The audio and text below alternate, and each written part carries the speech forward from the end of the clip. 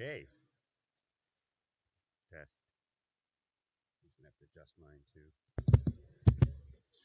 Good morning.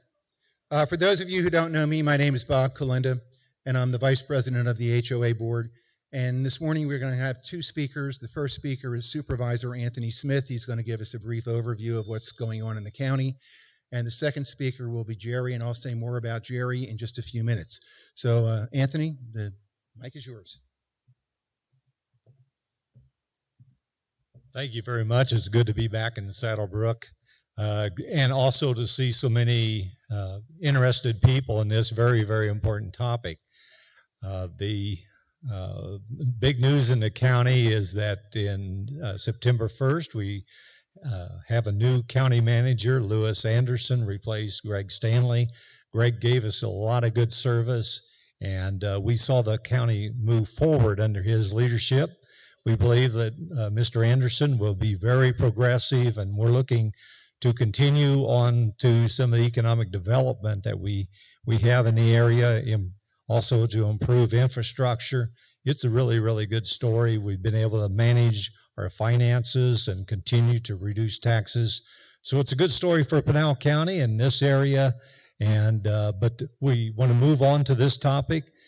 For the last 30 years, I think a lot of us have been introduced to computers and the goodness of it, and also some of the troublesome that it brings. The county has also had its share and its employees of dealing with cyber warfare, and we have a subject matter expert in Jerry Keely, and he's here to speak to you today, and I'll turn it back over to Bob. Thank you, Supervisor Smith. Good morning. Again, for those of you who don't know me, my name is Bob Kalinda. We have with us this morning Jerry Keely from Pinal County, and Jerry's title is the Chief Information Security Officer. He's going to be talking about cybersecurity today, and the topics that are included in his presentation include things such as just general internet safety, how you can look at a URL or a web address and determine whether it's something safe that you can actually click on and not be worried about some kind of virus or malware getting into your computer. He'll also talk about password security, even credit card security. As crazy as that seems, there's a lot of things that are going on with credit cards. He'll talk about the safety of thumb drives and whether or not you should use the thumb drives and under what circumstances they might be dangerous. How to determine risks that are involved with some of the smart devices that we now have in our homes.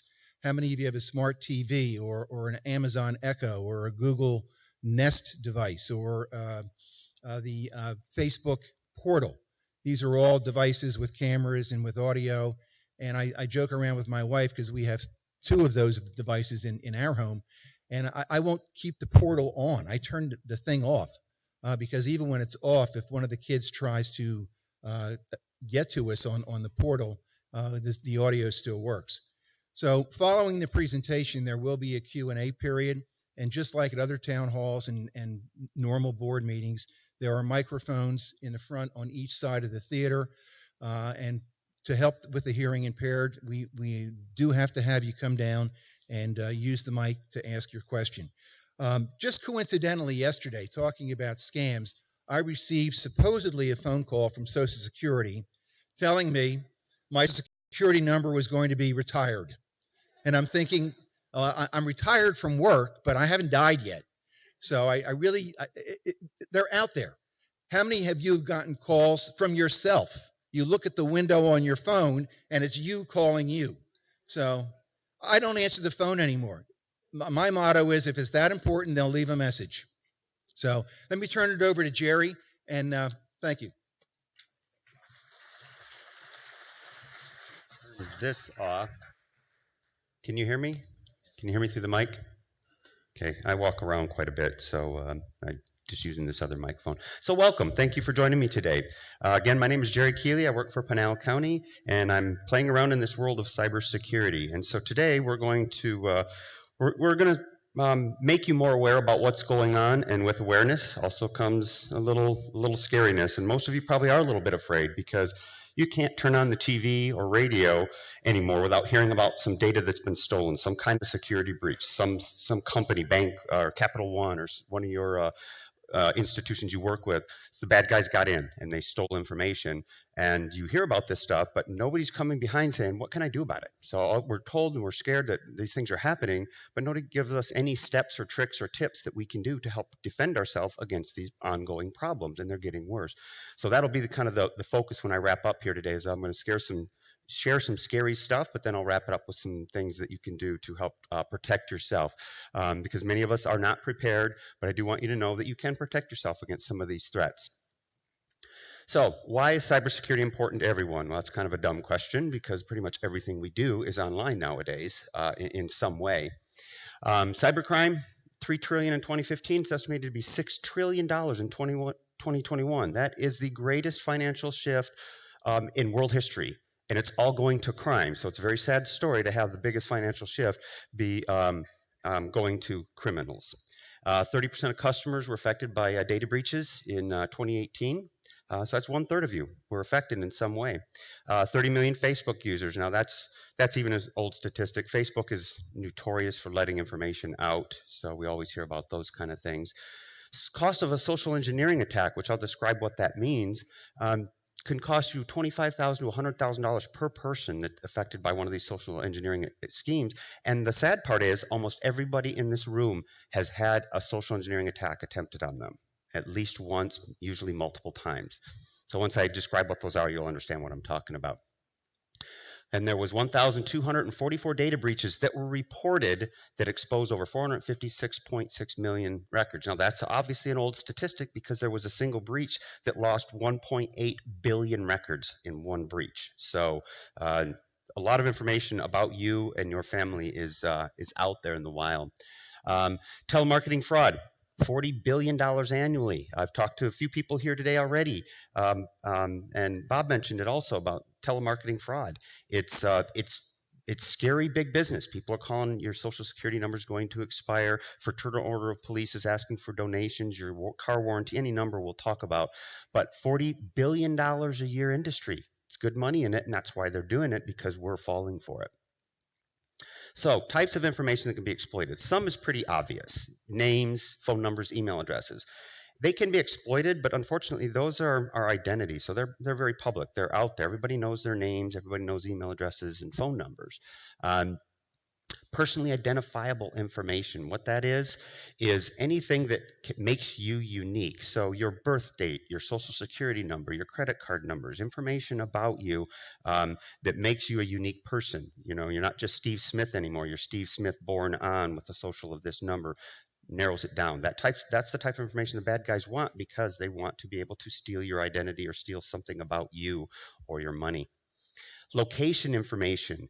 When you are where you're at geographically makes a difference on these different attacks. So one of the common ones is, they'll go after different communities that are maybe known to be a bit more generous in the event of like a natural disaster. So like any major disaster you ever hear about, Hurricane Katrina or any of these big disasters, they're immediately followed by scams, and they're preying on certain demographics and certain locations of people that are known to be generous, and they keep going and trying to get money from them to help the disaster, when in fact they're just simply stealing the money.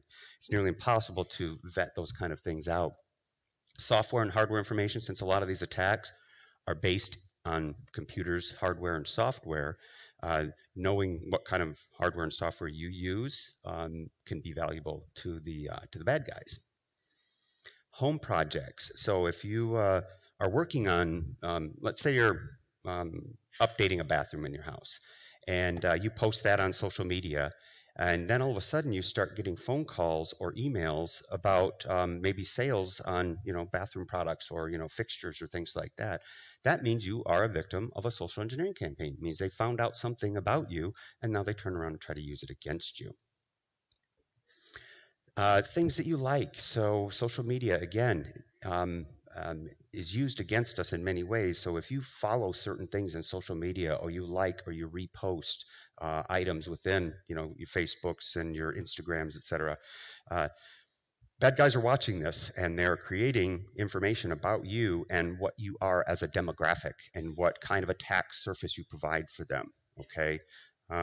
One of the big ones that was on the news this morning is they're talking a lot about Russia is really hitting Facebook really hard, Russia and the Ukraine, with these fake accounts trying to start affecting our elections through social media. They're going to do that by following you folks and watching what you do and what you like and what you don't like and where you go, and they're going to understand what sells you, what moves you, and they're going to use that to engineer you. And specifically for the upcoming elections is one thing that they're certainly after a lot. Types of information that can be exploited. Sorry, this was supposed to bullet point in. I apologize. So I'll just go through these. So name, answers to password recovery questions. So many of you have these, and the problem is they're really easy to engineer or public record search. So when you set up these, you use the real color, your real favorite color. The problem with that is that's really easy to figure out somebody's favorite color, right? Or a mother's maiden name can be looked up through public record searches. Okay, so finding the answer to these password recovery questions is very dangerous, very easy, but dangerous to you. And these little games, many of you might have seen these, what's your pirate name, what's your villain name? If you look at what creates those are usually answers to your password recovery questions. And so you simply look at somebody's villain name, and now you know when they were born, maybe what street they were raised on, or something like that. So if you do choose to do these types of games, one suggestion is use fake answers, all right? Your villain name or your pirate name will still be funny, but it won't be something that somebody can use against you later, okay? And then these password recovery questions, we recommend don't use real answers, okay? Because those real answers can be figured out, fake them, all right? It doesn't have to be reality. It's just a computer looking for a string of letters. So your favorite color could be truck, okay? Mother's maiden name could be, Burger King. It doesn't really matter what you put in there. And you can reuse that over and over again because people will not be able to engineer or access that information or figure out your answers.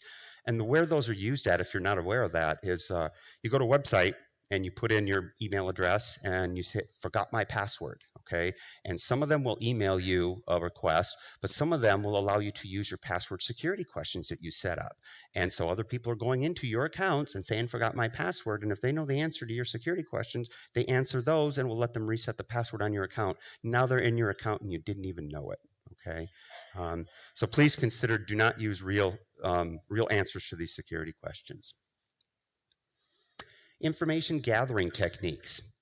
So that's what we kind of refer to as social engineering. So one way to get information about everyone is, of course, go into these big companies and steal it. All right, so that's these system security breaches, Equifax, Home Depot, Capital One, or to name just a few of them. And these are the big ones, so I bring them up because everybody's aware of them. But what happens is because it's been happening so much and so often, small breaches are now just white noise, so the media doesn't cover them. Breaches happen every single day. And they only talk about the biggest of the big ones. So you're only going to hear about the big ones. You don't hear about the thousands that happen every single day. That's sad because the little ones are no longer even newsworthy. If it's less than 1 million records, they don't really care. Social engineering. So there's 3 types of attacks that are used in social engineering. That's in person, that's talking to you on the phone, and then that's through email or social media, friend, messaging or whatever. So digitally. So one thing that people are looking at, and we don't tend to think about this, is you post information about yourself on your Facebook, let's say, or your Instagram, and you think it's only your family and friends that are watching. Well, it's not. The bad guys are watching everything that you're doing. When you post, hey, I'm in Hawaii, you also said, hey, I'm not at home. All right. You also say, hey, I'm on vacation. I'm not paying attention to my credit card information. I'm not paying attention to my bank statements. I'm probably not watching my email. So now would be a really great time for you to steal my identity because I'm not looking. Okay. And so really consider when you put stuff online, consider how it could be used against you. Right. Because we're giving out information about ourselves. So these social engineers' jobs got a lot easier with the advent of some of these social media types. Shoulder surfing. So this is one that we warn people about, because the FBI said this has kind of been on an uptick for the last couple years, and it happens to so many people, and they just plain don't know it. So one thing that when we say shoulder surfing, some people think about that's when somebody's in your area, like in your place of work or in your house, and they're looking at data on your computer, and that is one type.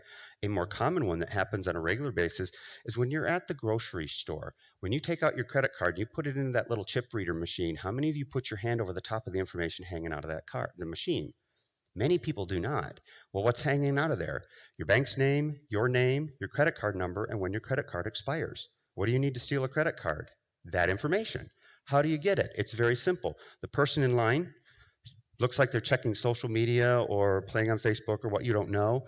They're videotaping you. And these cameras are really, really good. And what they've done is they actually captured a picture, a video of your credit card as it left your purse or your wallet, as you entered it into the machine, and they continue to read that. So now they can walk out of the store and go and use your credit card and go shopping right away. Okay, and it's that easy to do. There's also, sometimes it's not somebody you can see. A few months back, there was a person that worked at the grocery store, and their job was to monitor the cameras above the cash registers, the cashiers. And he was simply writing down people's credit card numbers and going home and shopping with them. Okay, and you couldn't even see he was there. So, so the super high-tech way of protecting yourself against that: put a piece of tape over your information on your credit cards. Okay, just don't put a cover over the chip or the card swipe, just over the credit card number and your name, and then nobody can gather that information and steal your credit card from you. Okay, very, very simple, cheap technique, a piece of masking tape. Okay. Phishing and smishing, all right. This is using text messages. So those of you that have more advanced phones and start enjoying texting and stuff like that, be very careful, because you'll receive a text and it will be either from a 5-digit number or from somebody you don't know normally, and it will say, you know, the first 50 people that click here can win an Echo Dot or a $50 Amazon gift card, or hey, check this out, or you need to see this. And these are just links on your phone, and they are designed to do something to you, and you don't know what it is. So don't be curious and don't click those links, because if you click on the link, it could be there was a bug in Apple for a while that simply by going to that link, it would jailbreak your phone. Okay, and then there's other ones that will upload viruses, or they can steal your contacts, or just any number of things you just don't know. So since you don't know, don't be curious and don't click on those links from those texts. They never go to anything good. Dumpster diving. So a lot of people think about, shredding sensitive documents, but we don't really think about what other documents we do. So we get credit card offers all the time, or home refinance offers. Many people just throw them in the trash, okay? If you do, please at least rip them up, because what's happening is people are going through people's trash and they're finding these credit card offers, and they're applying for credit on your behalf, and then they're watching your mailbox. And as soon as that credit card shows up, they'll grab the credit card, they'll activate it, and they'll start charging, and you don't know about it until after they've ran the card out of its amount and you get the very first bill. And now you're the one stuck trying to fight the credit card company that wasn't you doing that. Very difficult. Receipts.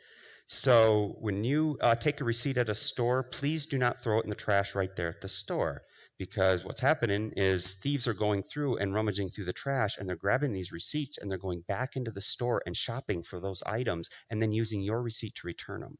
That costs all of us money, because we have to cover the cost of stolen goods, okay? So when possible, don't take a receipt, or if you do take a receipt, please take it home and dispose of it there. Rip it up so it'll be harder for somebody to go steal those items. And be extra cautious. We're coming up on the holiday period, so there's a huge uptick in this. Thieves like to drive around neighborhoods and go through the trash and pull the receipts and find out what you've bought. So right after Black Friday, Cyber Monday, all these different major shopping events, there's a big uptick in that, because they would rather, instead of breaking in your house to see what's in there, they'll go through your trash and look at a list, and you basically are giving them your shopping list, showing everything that you have in your home, okay? And then they'll break into the homes that have the items that they're looking for that are highly marketable. So be very cautious with that. Phishing and spear phishing. So I mentioned early on, every one of you have been a victim of these types of attacks, and this is phishing and spear phishing. So phishing is just like it sounds. It is designed to figure out if email addresses are valid and what type of email person is at the other side. So what that means is they send out these emails to millions of addresses, however many they get their hands on. And all of you get these, and they're never to your name or anything like that. They're just a random email. Sometimes there's a link in there that's there to test to see if that email address is not only valid, but has a person that's going to click on a link. And what they're looking for in these phishing campaigns is they want to find out if these email addresses are valid so that they get delivered, because otherwise they'll get a non-deliverable, or they're looking for out-of-office replies. Those are very handy. There's a lot of useful information in those, or on vacation replies is another one. That way they can turn on, take those email addresses, the good ones, and they can start launching attacks against you.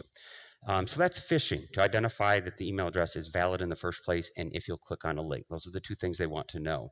The second one is spear phishing. So what spear phishing is now they know something about you, and they'll use that to try to convince you to click on an attachment or something like that. So how that one works is, so now I've got your credit card information on my phone, okay? So now I send you an email on your bank's letterhead, and I say, "Dear Mr. Robertson, your credit card ending in 4567, expiring on 11/20, has had some fraudulent activity. Please click here to validate some information on your account."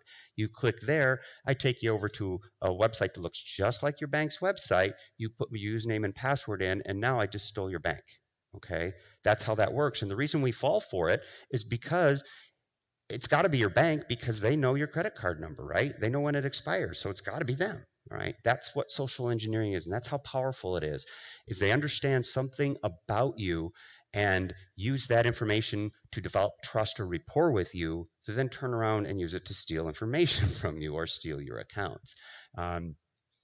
So that's why I said, I believe everyone in this room has probably been hit by at least one spear phishing, probably multiple, and certainly phishing throughout your lives. You've had a ton of those, okay?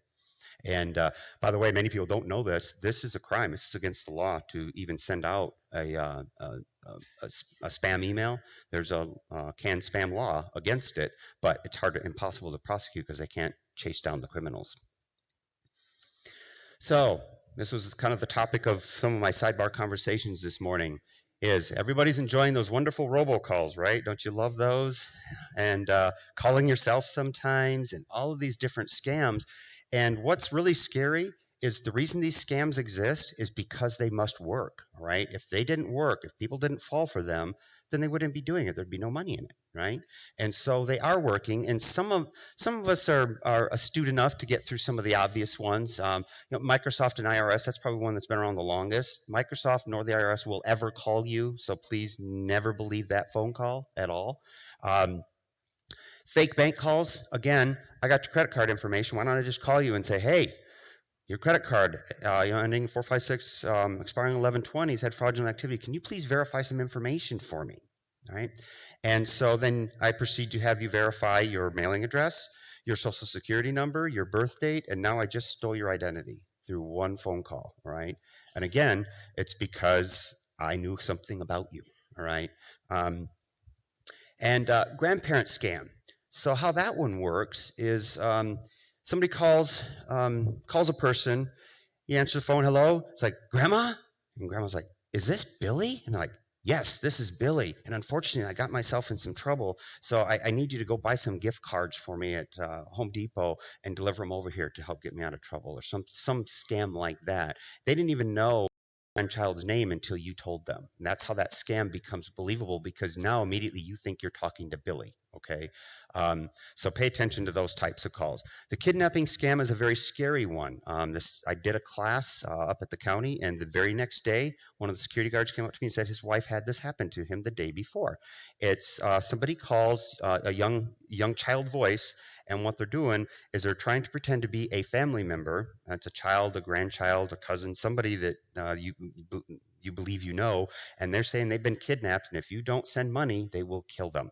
All right. It's a very scary phone call to get. Okay. So if you get that phone call, confirm your loved one is okay. To date, nobody's ever been killed through this. And then contact 911 and have them do some research. That one, that security guard, they called the police and they found out that the call originated in Mexico. Okay. So it's a scary call to get. Please report it to law enforcement so they can try to at least maybe search these folks down if at all possible. So now I put in here, never trust an inbound phone call. And unfortunately, that is now the world we live in. And some people say, well, I'll answer it, but if it's fake, I'll just hang up. Well, sometimes those phone calls actually are designed to get you to say one word. Okay, there's a technology that's coming out, and it's speech analytics. And what's going to happen is they're going to enable these IVRs, these banking interactive voice response units, to be able to read your voice or take your voice print. And so sometimes these calls are simply trying to get you to say the word yes or no. So how that works is you'll get a phone call and the person will say, can you hear me? And you'll say yes, and then they hang up on you. All they wanted to do is get you to say the word yes so that later on when this technology comes into play, they can use your word yes to voice print you and break into some kind of automated system later on, okay? So it is not dangerous to answer those phone calls, okay, because you don't know what their angle is or what they're trying to get. So when possible, please use the technique many people have talked about, is let the call roll into voicemail. If it's important, they'll leave a message, okay? Just seriously consider that. But at the very least, if you do pick up one of these calls, while you're trying to vet out whether or not it's real, all right? And so if it's a fraternal order of police asking for donations or any of these typical scams, listen to their spiel. Sometimes it's even automated, or your stolen Social Security or your expiring Social Security number. Don't say anything and then hang up. Because even the problem with answering that is that now they've proved that that's a valid phone number and there's a person willing to answer. And so oftentimes just answering one phone call leads to you getting a whole bunch of them. You ever notice that? You answer that one, and all of a sudden your phone rings like 10 times after that. That's because that computer told all the other computers, hey, they're answering their call. Let's see which scam we can get them to fall for. Okay. So it's best, if possible, just to not answer those calls. Okay, so this here, so you don't have to keep listening to me talk, this here is a quick 2-minute video that shows you how easy it is for somebody with a little social engineering techniques or skills can get in and steal your account information. So this happened at DEF CON, and so this guy just asked the social engineer if what she could do with his phone number. So let's see how that works, and hope the audio works here. I'm going to spoof from your number, so it's going to look like it's calling from you. Okay. Hi, I'm so sorry. Can you hear me okay? My baby, I'm sorry. my husband's like, we're about to apply for a loan, and we just had a baby, and he's like, get this done by today, so I'm so sorry. I can't call you back. I'm trying to log into our account for uses information, and I can't remember what email address we used to log the account. The baby's crying, and can you help me? Awesome. In just 30 At seconds, gmail.com? Jessica gets access to my personal email address. Now, if I needed to add our older daughter on our account so she could call in and make changes, how would I need to go about doing that? You would have to send me a secure PIN through a text message? Yeah, well, the thing is, I don't think I'll be able to receive a text message if I'm on the phone. Oh, I'm not on there either? So I thought when we got married, he added me to the account. Jess uses my girlfriend's name and a fake Social Security number 5127. to set up her own personal access to my account. Wait, I'm sorry, so there's no password on my account right now? Can I set that up? She even gets the support person to change my password. Thank you so much for your help today. So she just basically blocked me out of my own account. I'll get her fed after this. All right, thank you. Okay, so that stuff happens all the time. And with those minor distractions, the agent was able to be duped into giving out information and locking somebody out of an account, and did not take her that long to do that. And all she needed was his phone number, and that was it. Okay, so any information about you can be used against you, and we will be learning that today. Email risks. So email is by far the biggest cyber risk we have in the world today. Why? Because email is the only thing out there that you can talk to anybody in the world and be anybody you want to be, because faking an email address is super easy to do, and getting anybody's email address is super easy to do. So now bad people have a way to talk to each one of you individually and figure out how they can get into your life through phishing and spear phishing campaigns. And that's why email is so dangerous, because somebody walking up, you got a physical identity. Phone calls, you got at least got a voice identity. Email, you have no identity whatsoever, okay? And so 65% of all the ransomware and breaches that are happening are through an email campaign, okay? And so that's what makes it dangerous. So if you get an email, you open the attachment, that's the #1 delivery method for malware. So malware are your viruses, the ransomwares, things like that that are coming through those attachments. So you want to be very careful opening any attachment from anybody that you don't know or aren't expecting. You don't get a chance to open and test or peek at that attachment. Once you've opened it, if it has malware, that malware is on your computer now, right then, so you don't get to look, okay? 2018, spear phishing emails, the most widely used tactic. I already mentioned that. Opening the attached files to an email loads all the data, including the viruses, onto the computer simply by opening it. If you get an email that's unexpected, do not view, edit, or open it. If it's questionable, simply delete it. All right. One of them that's going around a lot that you might have seen is the invoice scam, and it's somebody saying that you owe them money and they're sending you this invoice. Please open this invoice. And so people get curious and they open it, and those invoices all have viruses. All right. I have an accounts payable department I work with, and they have to pay invoices, so it's kind of their job. So they send them over to me, and I test them in an offline system. And in the last 4 years, I've only had 3 invoices that were actually invoices. All the rest, the hundreds and hundreds of other ones, have all been viruses. Okay. So if you get something that you feel suspicious, you're probably right. Just go ahead and delete it. So, can't really end it. Okay, so, sorry. If you get an email from a family member, coworker, anybody like that, anybody you know, and it's got instructions to do something that might be a little bit out of the normal, okay, like transferring money, buying gift cards, loaning a car out, just anything that would be abnormal for that person sending you that email, you want to pick up the phone and call them or text them or however you communicate with them and make sure they send it in the first place. My example for this is I got an email from my uncle, and it says, hey, I was on vacation in Mexico, and I need $2,000 or else they're not going to let me out of the country. And it was from his email address. I had no way of knowing otherwise. So I just picked up the phone and called him. Of course, my uncle was not in Mexico. It was just a scam, okay? So you get any type of email that is asking you to do something that you wouldn't normally expect that person to ask for, you need to don't reply to the email, because if you do, the bad guy's going to reply. You say, do you really want me to send this money? If you reply to the email, they're going to come back and say, well, of course I do, right? So because they usually have the email stolen at that point. So use alternate methods when in doubt, okay? If an attachment has instructions, so that basically means that you've opened an attachment which is already no #1, but if you've gotten that far, if you have security set up on your computer, the next layer that they try to do is get you to disable the security. This is very specific to Microsoft Office products. Opening Word or Excel, they have these macros embedded in them to launch really evil things, but a lot of times the built-in security of the Microsoft product stops that, so it needs the user to disable security. So those instructions in those documents are asking you to disable the security on your computer, and when you disable that last piece, all of a sudden, boom, your computer's wiped out or whatever they wanted to do to you, okay? So that's a red flag. URLs, we're going to get deeper in how to inspect a URL, but if you get a URL in email, and so URL is it's a link. It says click here, open my account, something like that. It's usually in red or blue characters, and what's behind that word is what's called a URL or a link, okay? And upon clicking on it, it opens up a website and does something, all right?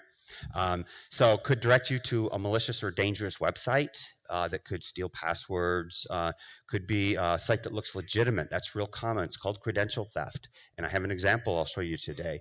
But the site looks legitimate, looks like your bank or whatnot. It's like the example I gave you earlier, but it's not. You put in your username and password, and then they steal it, okay? There's another more common one happening right now. It's using your Facebook to log into other websites.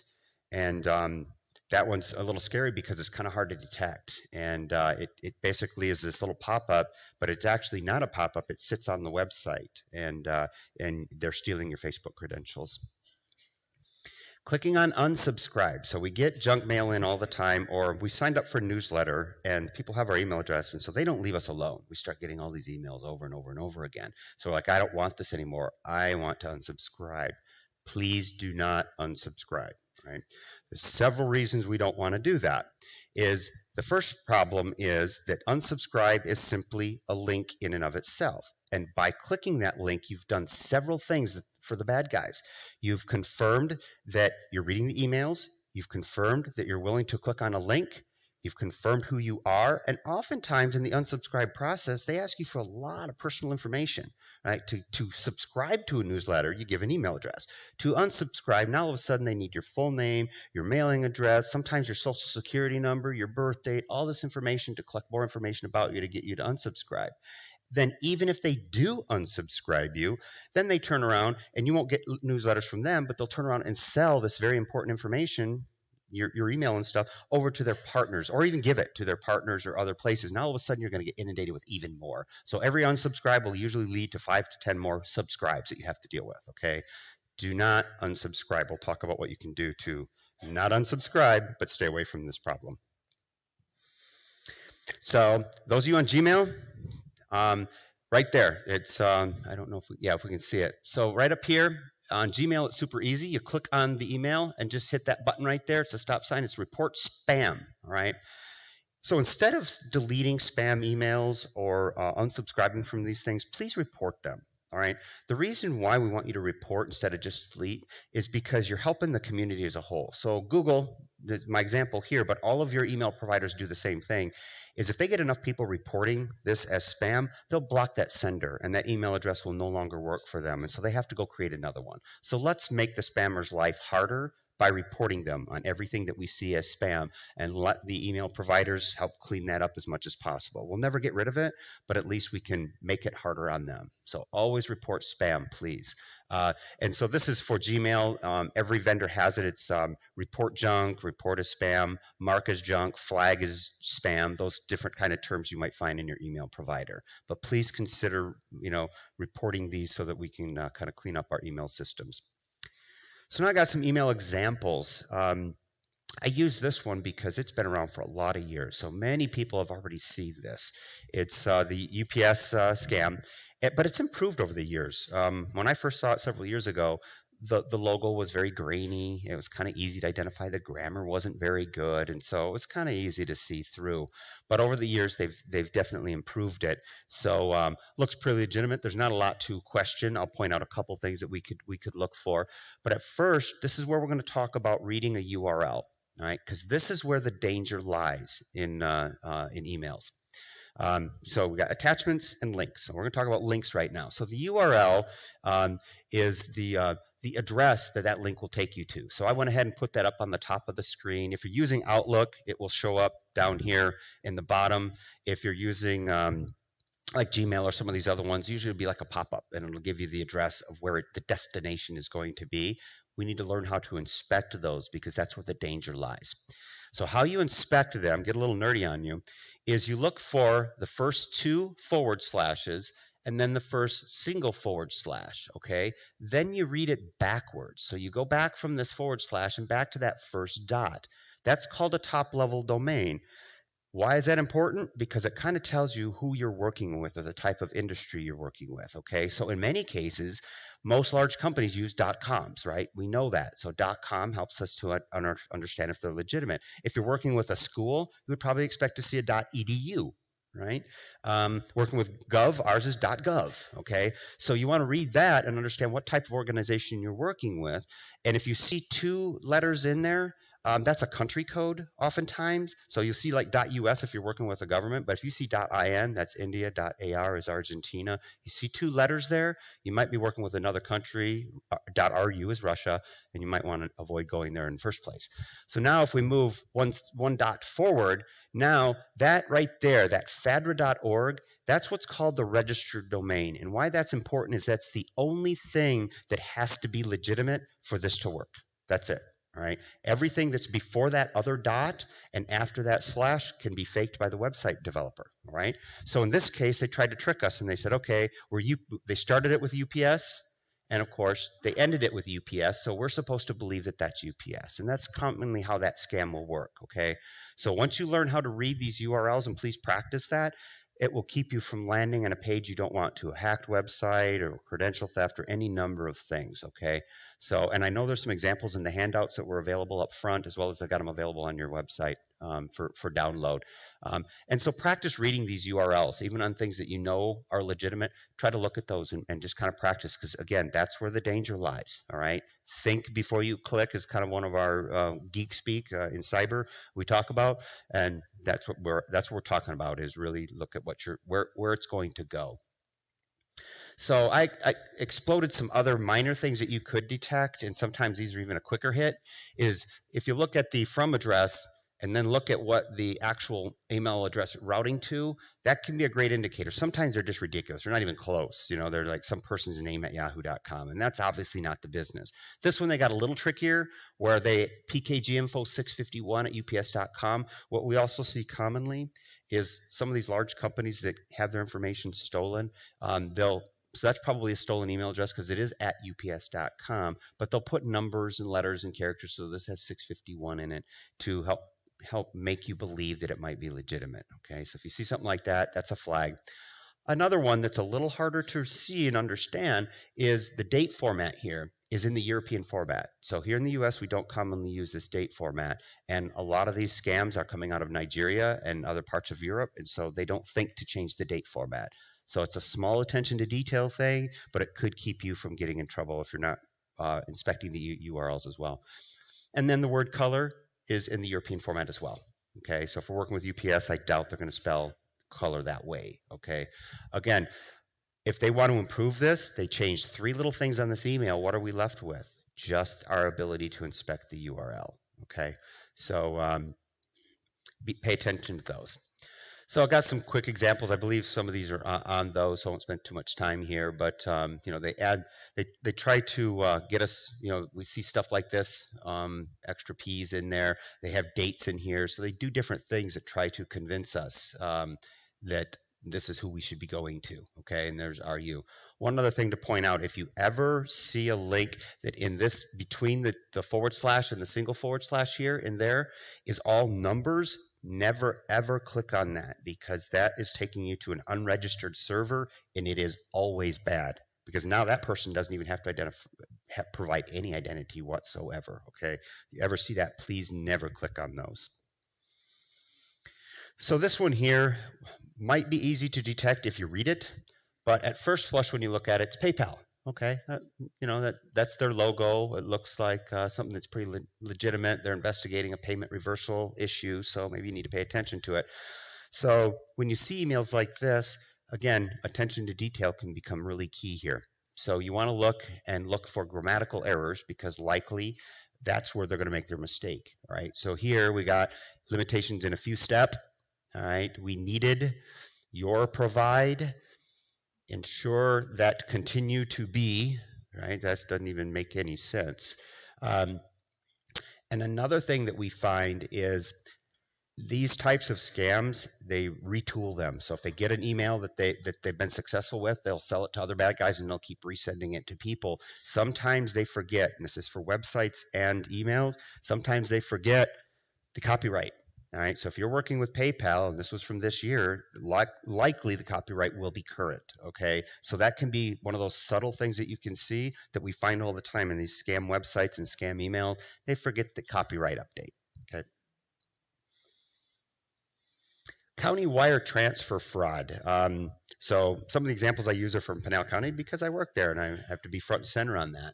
And so this one here was kind of going to, if you, and I think we'll talk about this here, if you see grammatical changes in the thread of an email, so let's say you're talking back and forth with somebody, and then all of a sudden the grammar changes, the opening or the closing or the signature, something like that changes. You want to look for that, because Pinal County got hit, and we lost, one of our districts lost $135,000 because somebody jumped in on an email thread. It's called thread hijacking. They jumped into an email conversation with they stole the person's email address, and they convinced this person to convert from sending a check over because they're getting audited to doing a wire transfer. They wire transferred $135,000, which we lost in 20 seconds, and we found out 7 days later. Okay, so pay attention to those. And it took that person 3 emails to steal $135,000. So really good profit in that kind of stuff for these criminals. So pay attention to those. Escrow company wire transfer fraud. I'm really trying to get this word out because this is a very sad story. Way it works is you're in the middle of an escrow, you're buying a house. You're very excited to buy a house. And about a week before closing, you're going to get an email from the escrow office or the escrow company saying, hey, in order to close on time, I need you to wire transfer your money to this account. You wire transfer your monies in there. You go on closing day and you're all happy to buy your new home, only to find out you just lost all your money. Okay, and home transactions aren't cheap. So sometimes that forces people even into bankruptcy. So it's a very, very sad story. And the reason I'm trying to get that word out is the escrow companies are really trying to make sure everybody knows, but unfortunately, a lot of times they're telling your real estate agent, and the real estate agent forgets to tell you. So if you or anybody you know is in the middle or is in the process or considering buying a home, make sure they know about this. Your escrow will never have you wire money, okay? So don't fall for that scam. Don't be another sad story. So this one right here, all right, so another one that looks kind of legitimate. So Chase Online, look at the return email address. Remember I said sometimes you can see they can be ridiculous? In my opinion, that looks pretty ridiculous, all right? So that's obviously, look at, Toyola, I can't even pronounce that. But anyway, so if we read where this email address is going to, it's obviously not Chase Bank, okay? So that would tell you right there, hey, let's not even go there. Then another one you want to look for is if it's from somebody you do business with and they started with Dear and just your email address, that's going to be fake too, because your bank knows who you are. They know your first name and last name. And if it's the Dear and it's to your email address, it's because they already knew your email address, because that's how they're scamming you in the first place. So they just populate that down there. So look for that.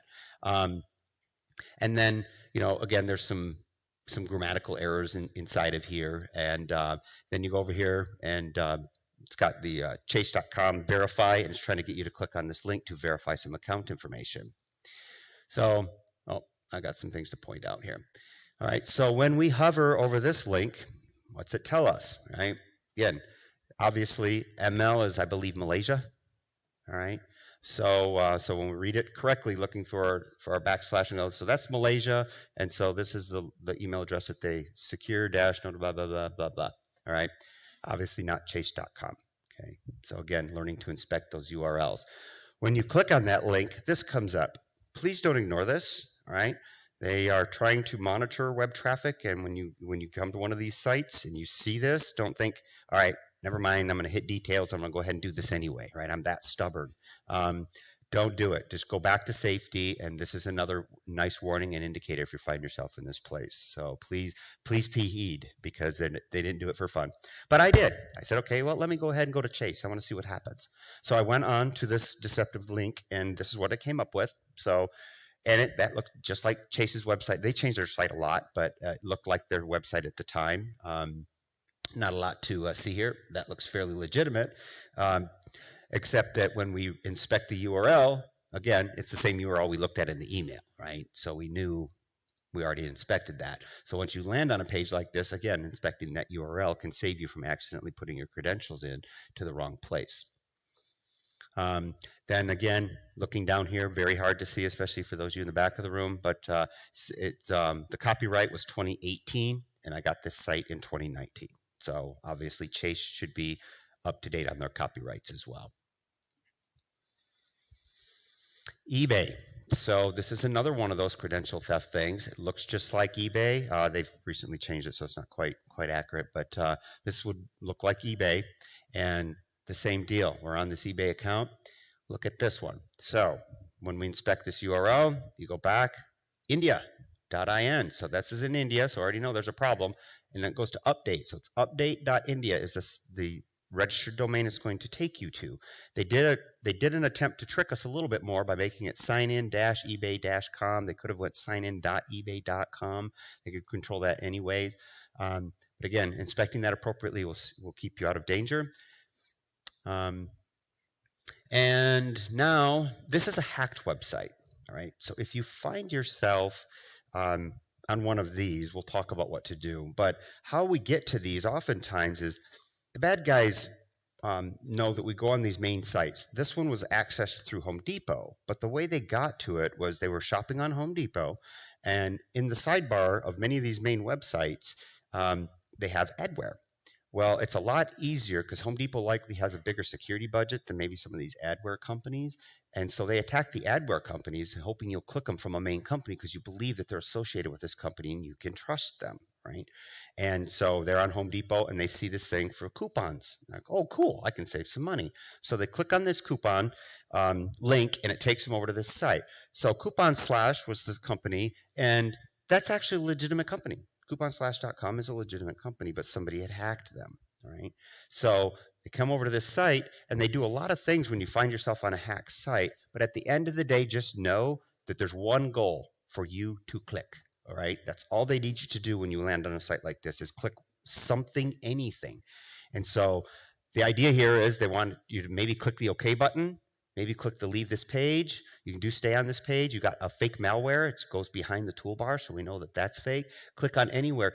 Even the white space was all programmed to do the same thing. So it didn't matter where you clicked, you were already in trouble, right? So when you find yourself on a site like this, don't panic. You go down to the toolbar of your computer, and I'm focusing on Windows. Apple would be similar though. And you simply right-click the icon of the application that you're using, could be Internet Explorer, Chrome in this case, and you hit close all tabs or close application or close Windows, okay? That will make the operating system close this without you interacting because you cannot interact with this site. Even the X in the corner, which most of you would say, oh, I'll just click on the X, I'll just close that. No, you can't because that was programmed as well, all right? So they took over the entire site and everything. So the only thing you can do is that. Now, if you don't remember that and you find yourself on this site, the other way to do that is just simply disconnect your computer from the internet and turn it off, all right? Just get off the website, okay? And then when you go back on your computer, though, one thing you'll have to remember to do or Google how to do this is you need to clear your browsing history because whenever you go to any websites, it remembers, your computer remembers where you went. So if I went back to this computer here and I started to type cooking.com and I type CO, what's going to show up? This site because I was just there, all right? So I could find myself right back at the same website if I don't remove my browsing history. So please remove your browsing history if you find yourself in there, or Google how to if you don't remember. And that'll keep you from landing back on this site.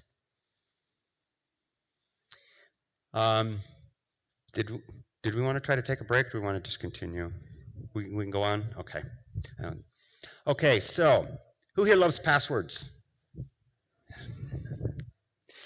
Nobody ever loves passwords, right? Well, and that's true. We don't like passwords. They're a pain. We have hundreds of them, thousands of them. They're always making them harder and harder and harder for us to do, and so we have to do all these different tricks and tips to try to figure out how to get these passwords or remember these passwords. But unfortunately, the password is the thing that you control that is the protection between you and the bad guys, okay? So, and we need to take them seriously. No matter how much we hate them, they are a necessary evil in this day and age, okay? And so we're going to talk about trying not to trick the system. But so 63% of network intrusions were due to compromised passwords, stolen passwords, okay? So certainly more than half of these network things. So you're talking about Capital One, the Equifax breach, and all these other ones that they kind of breached using accounts. 63% of them were through passwords. So need to be at least 18 characters. 12 to 15 is starting to be the norm, all right? And also put up here. So websites are making us honest. They're making us do a certain level of complexity in there, and so it won't let you complete a password unless you have a certain number of rules, upper, lowercase, 2 numbers, whatever. But please consider, don't be the minimum person, all right? If it's a minimum of 8 characters, try to make it as long as you can possibly make it. And we'll talk about some tricks to do that meet their security requirement, but make you that much stronger, okay? Because again, this is your last line of defense, all right? And because right now, even though passwords are not very secure, you hear Microsoft talking about considering just getting rid of passwords completely because they do leave us with a very false sense of security because they are not very secure.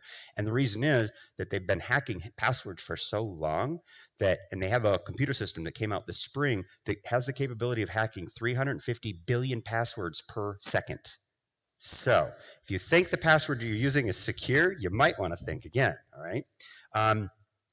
And so the company called NIST that kind of monitors and gives rules and recommendations on cybersecurity or internet security, they say for a password to be considered secure, it needs to be 54 characters long.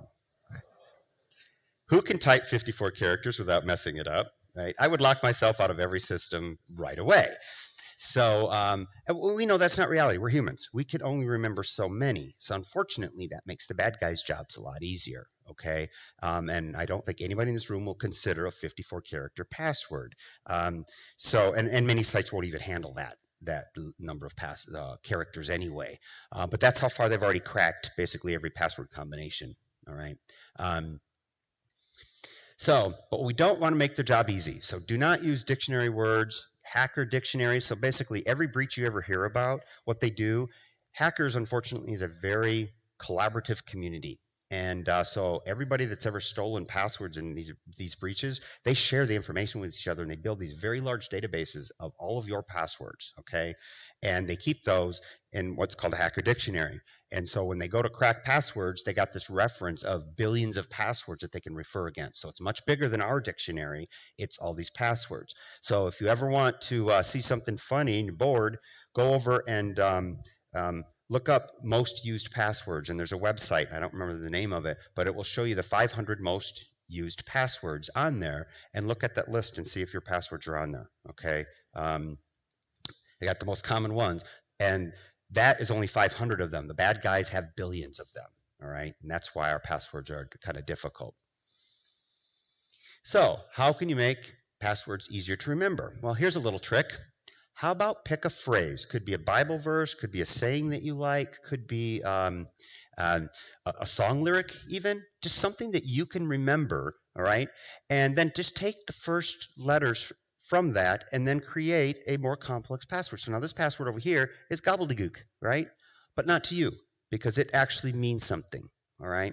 So you pick that phrase and use that to create a more complex password that is memorable for you, because we don't want you writing passwords down, but harder to guess because it's not any dictionary words. So here's another one I leave from Molly. So there's a couple little examples there. If you use a predictable pattern, and almost any people, if they're honest, don't raise your hands, but if your password ended in a 1 and it got expired, what did you do? Did you change it to a 2? Did you change it to a 3? I did, okay? And that fools the password system, right? It makes it so that, okay, you're cool, you got a new password and you're on your way and you got this new one that you remember.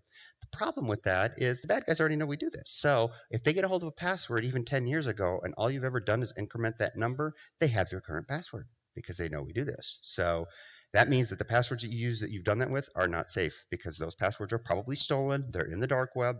And when your number comes up and they go to use it, if that's all you've done, they've already got your new password.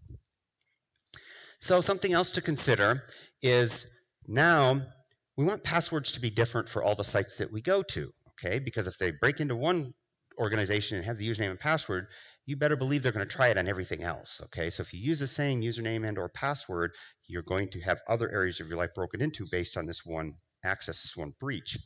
So to make passwords unique and still easy to remember is once you've come up with your favorite passphrase and created this gobbledygook password, consider taking the website name and putting it in front or in back or in the middle of this password. It does a few things. First of all, it makes it completely unique for that site, so nobody else can get into that site.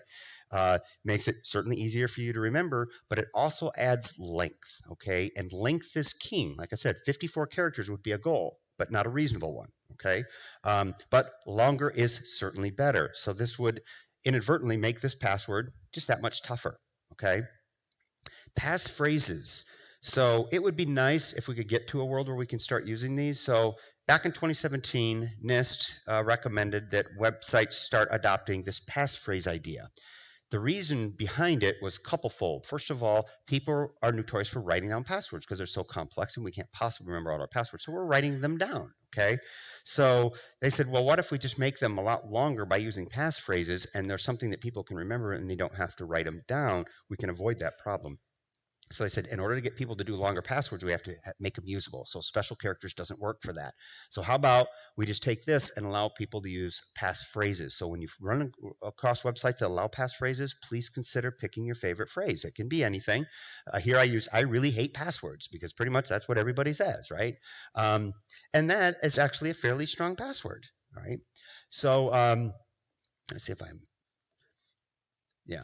So there's a site that you can go to, and there's a link on the handout there that basically lets you test the security of one password against another. Now, it says it's how long a computer would take.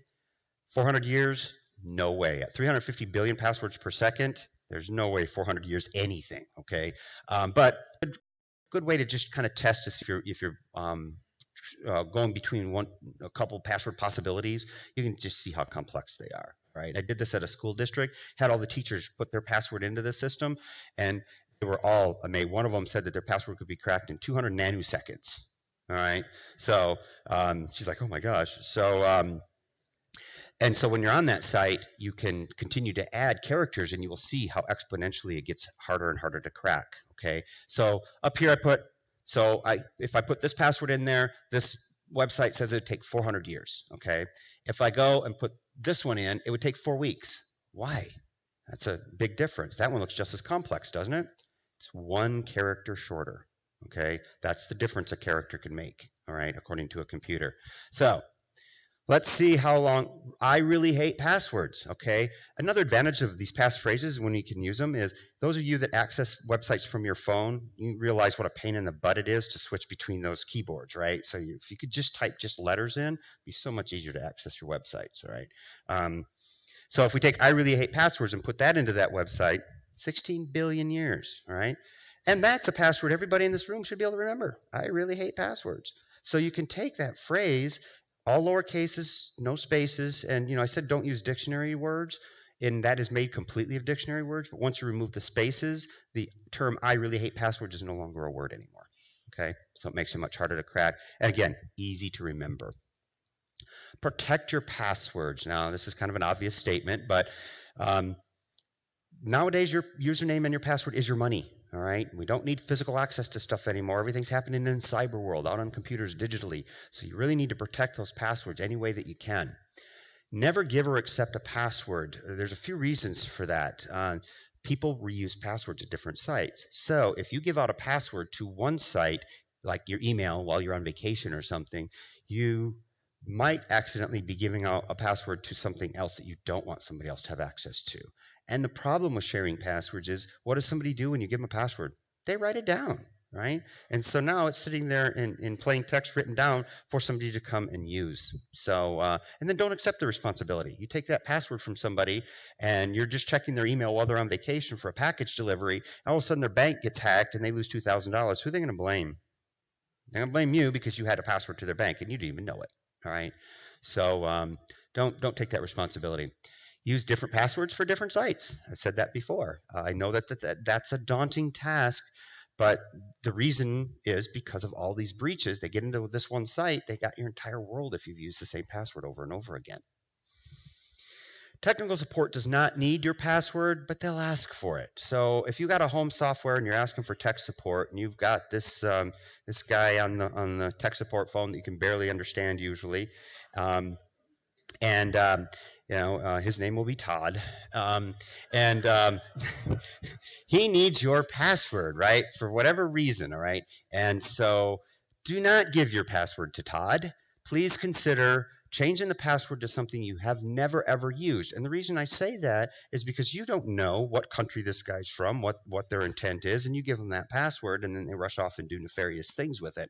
And you don't necessarily know where all you've used that password. So what you want to do is change it to a password you've never, ever used, like bubblegum, Just something ridiculous. Look at something on your wall, a poster, and just change it to something like that. Give them that password and then change it back to something you would normally use. Because since you won't remember everywhere you've used, a lot of people come in and they'll say, oh, I'll just change it once they get off my system, right?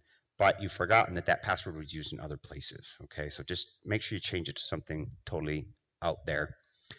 Purchase a password keeper. Okay, those of you that are not familiar with these, it's a password vault. All right, so I say don't write down your password. Don't have a spreadsheet on your desktop that says passwords. Right, that's probably not very safe. You want to buy a vault. So what a password keeper is exactly that. Consider it kind of like a bank vault where you have one really super long, enormous, difficult password is the only password you have to remember in your whole life. And then once you've entered that password, now you're into your vault, and there's where you store all the usernames and passwords for all the sites you go to, okay? And many of them have bolt-ons to your web browsers that will store password information for you securely, and that way you don't have to keep keying it in, okay? And it's a safe way of doing that. And they also have phone apps so that if you're out and about and you need to access something or you're accessing something from your phone, you can go to your secure site and check your passwords. And they even have password generators built in that they'll create these really, really complex passwords for you. But what's cool about that is that they have a copy feature. So usually if you go into your vault and you go to that password, you can just hit copy it, and that way you don't have to remember it or rekey it. You can just paste it into the site you're going into. Okay, so definitely a good secure way of doing it. So I have a little note here, free is not always free, and that's because a few years back there was a enterprising group of folks that decided to create a password keeper and put it on the Google Play Store, got a lot of likes, everybody absolutely loved it, downloaded millions of times, and their only design was to steal their usernames and passwords. Okay, so it worked for them. So stick with a legitimate company. I mentioned, probably the three big ones I got: LastPass listed, Dashlane, 1Password is another good one. Okay, and so LastPass I'm familiar with. We use this at the county, and it's $2 a person for an individual account and $4 a person per month for a family plan. That's a very small investment to protect all your information, though, so it's probably worth it. Multi-factor. Okay, so where possible, please use multi-factor authentication. And what that means is when you go to your bank or any other site that needs to be secure, it will give you the option of sending you a text code or emailing you a code. All right, please consider using those features. And there's also like Google MFA, which is multi-factor. It's an app you can load on your phone that you register, and it has a code that changes every 30 seconds. And you enter in that code, because the likelihood of somebody having your username and password is really, really good. The likelihood of somebody having your username, password, and your cell phone, not so much. Okay, so you could add a nice layer of security in your world by using this. If you use the same passwords for everything, then the email one doesn't really protect you much. Okay, because they email it, the bad guys are already in there. So that being said, for your email, that should probably be one of the most complex, difficult passwords you have. And the reason is that email account is how they can reset it. So if they don't have your security questions, what's the other way you can reset it? Send me an email. So if they're into your email system and they're on any website they want to be, they just say, send me an email. They go over to your email, and then they re-authenticate, and they break into your accounts that way. So getting somebody's email address and their password is really, really valuable in bad guys' world, because you can steal everything. Everybody's identity can be stolen through an email. So email is not as secure if you haven't secured it, but otherwise these other features are available. And that being said, there's another multi-factor to consider. So I gave you the example of them calling the phone company. So a lot of these places will also allow you to set in a PIN or a password on call-in access. Please do that. That's another multi-factor, so that if somebody does call that company and they have your phone number, let's say, if you already have a key or a passcode protecting your account, that's harder to get around. Okay, so wherever possible, especially financial things, make sure, even through the phone, make sure you use multi-factor. Add a second password or passcode into those. Do not write your password down. I've said this several times, and so you just really, because you don't know who's going to be in an area. So if you write down your password, even if it's in your own home, there actually a high percentage of identity theft is actually from family members and friends, which is really scary. But so somebody walks into your office at home and some niece, nephew, somebody like that goes wandering through and gets your username and password, they could steal your identity with that. And we don't really like to think about that, but that is a reality of where we live today. Hear about it at the universities all the time, roommates stealing their roommates' identities. Happens at universities a lot. So please consider not writing down your password. USB and portable devices. Okay, so I don't know how many of you guys find yourself using these, but these are very, very dangerous, and we don't think about them, okay? So we hand them over and give files to people, and we don't really think about them. The reason they're dangerous is because it's an easy attack to play on anyone, okay? So if you walk out of here and you walk in the parking lot and you see one of these things laying on the ground, what are you going to do? Probably going to pick it up, aren't you? And you're going to take it to your house, you're going to plug it in because you want to find out who it belongs to, right? You're a good Samaritan, okay? Well, what if that device was a rubber ducky, all right? And one of these actually is, at the end of this demo, I will show you a rubber ducky in action. What a rubber ducky does is it tells the computer it's a keyboard, not a thumb drive, and it injects 1,000 words per minute into your computer and does whatever they want it to do. They can steal your passwords, they can erase your hard drive, do anything to your computer you want. What's worse about the rubber ducky is that you can't even see that it's happening. Now, my demonstration, so that it's not a dumb demonstration, is I actually have video so that you can see what I'm doing to the computer, but the real rubber ducky doesn't even display video at all. It just sits there and does its magic in the background, and you don't even know what's happening. Okay, it's very, very scary, and there's really physically no way of telling. All right, and so you find a thumb drive in a public area, laying in a parking lot or anything, please do not put it into your computer because you do not know what's going to happen with that. Other things are going to be kill drives. All right, so these are nasty little items. What they do is as soon as you plug it into your computer, it blows the motherboard and the hard drive immediately. You lose everything. Your computer just dies just by plugging it in. All right, what's kind of more sad about this is these devices are available online. All right, the rubber ducky, I paid $44.95 for it, and kill drive, which I don't have one because I don't want somebody to accidentally plug it in to test me. Those are like $50, right? So you can go buy these things online, and very damaging.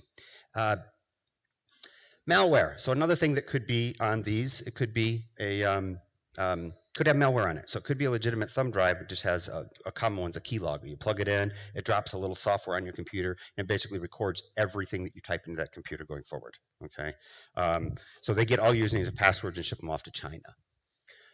Antennas. So some people use these devices as antennas to connect to their Wi-Fi, but many of you also have an antenna on your computer already that is easily hacked. So if any of you have a wireless mouse and keyboard that you purchased before 2014, there is a known vulnerability in every one of them that allows remote control or remote access into your computer through your mouse controller up to 200 yards away. So if you're playing on your computer, they can go in and they can be in their car around the corner and they can actually hack into your computer through your mouse. And again, the video doesn't display, so you don't know anybody's in there. They can go in and do anything they want to your computer, okay? So I've been telling people, well, go for updated firmware to get around this vulnerability. That is a good suggestion, or getting a newer model. The problem was this spring, another vulnerability just like it was found. So even though it was before 2014, all of them have it. There's still some of them that still have it, and so you just gotta kind of watch that. Unfortunately, the bad guys do attempt to be ahead of us every step of the way. So now we're talking Internet of Things. All right. So many of you have these devices. Some were mentioned earlier about the Facebook portal and all these other different things. These are items of convenience. All right. They're simply Internet of Things is anything on the internet that's not a computer or a phone. All right, so it's these cameras, your gas pumps, vending machines, all these things that are sitting out on the internet largely go unprotected. All right, so what we need to consider is if you have these devices at home, you need to secure them. All right, so one of the items I like to point at here is the Nest. All right, that's a really neat little device where you can go on your phone, 30 minutes, it gets 1,000,000 degrees here in Arizona. So on your way home, you open up your phone and you can go and you take your temperature and knock it down a few notches. So when you walk into a comfortable home. If you don't secure that device, the bad guys will get into that and they'll crank your heat up and they'll go ahead and change the password on it. Now you can't even change the temperature in your home. So now you're down at Home Depot spending $250 to get a new Nest because they ruined it.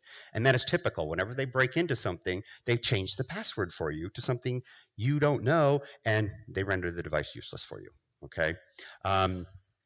Light bulbs. Why is light bulbs on? That's weird. Well, light bulbs and certain irrigation systems, especially the cheaper ones that have online connectivity, actually take your Wi-Fi password and they actually broadcast it out in the radio waves. So anybody driving through the neighborhood with something sniffing for this communications will get your Wi-Fi password because a light bulb gave it to them. All right, and you have no way of changing your light bulb. So consider getting something that's, if you're getting something that's a super good deal, consider how it might be used against you. Televisions. How many people here have changed the password on your TV? Huh? Well, most of you probably have smart TVs, don't you? Maybe some Amazon Prime accounts, some Netflix accounts out there, right? TVs are just a big computer nowadays, especially of course, your smart ones. They're super easy to break into, to the point where now Samsung is saying that they recommend their customers update their antivirus every 3 weeks. How many of you have ever even knew you had antivirus on your television, right? And so they are simply a computer, and so you need to change that password, as well as also, I'll pick on Samsung again, but it's many of the other vendors too. But right in the owner's manual of a Samsung, you will see a line in there that says, "Do not discuss personal or private information around this television because third-party vendors can hear you." It's in their owner's manual. Okay, so kind of not to be overly paranoid, but maybe you should, is everything that has a microphone is listening, and everything that has a camera is recording, okay?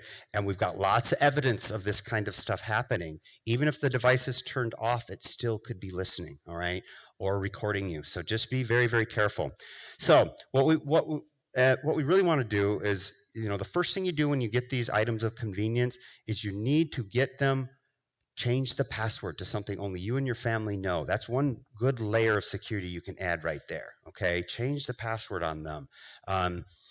So that way if somebody does get into your home network somehow or breaks into your stuff through your Wi-Fi, they can't get at these devices because every device on a network trusts every other device on a network. So if they get into even one device in your home, they have access to all the devices in your home. So if you forget even one, you're exposed, all right?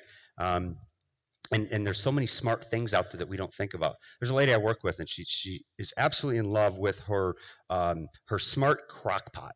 Okay, now a crock pot in my world has always been set it and forget it. You get everything all set up, you go to work, you come home, it smells great, and you got dinner, right?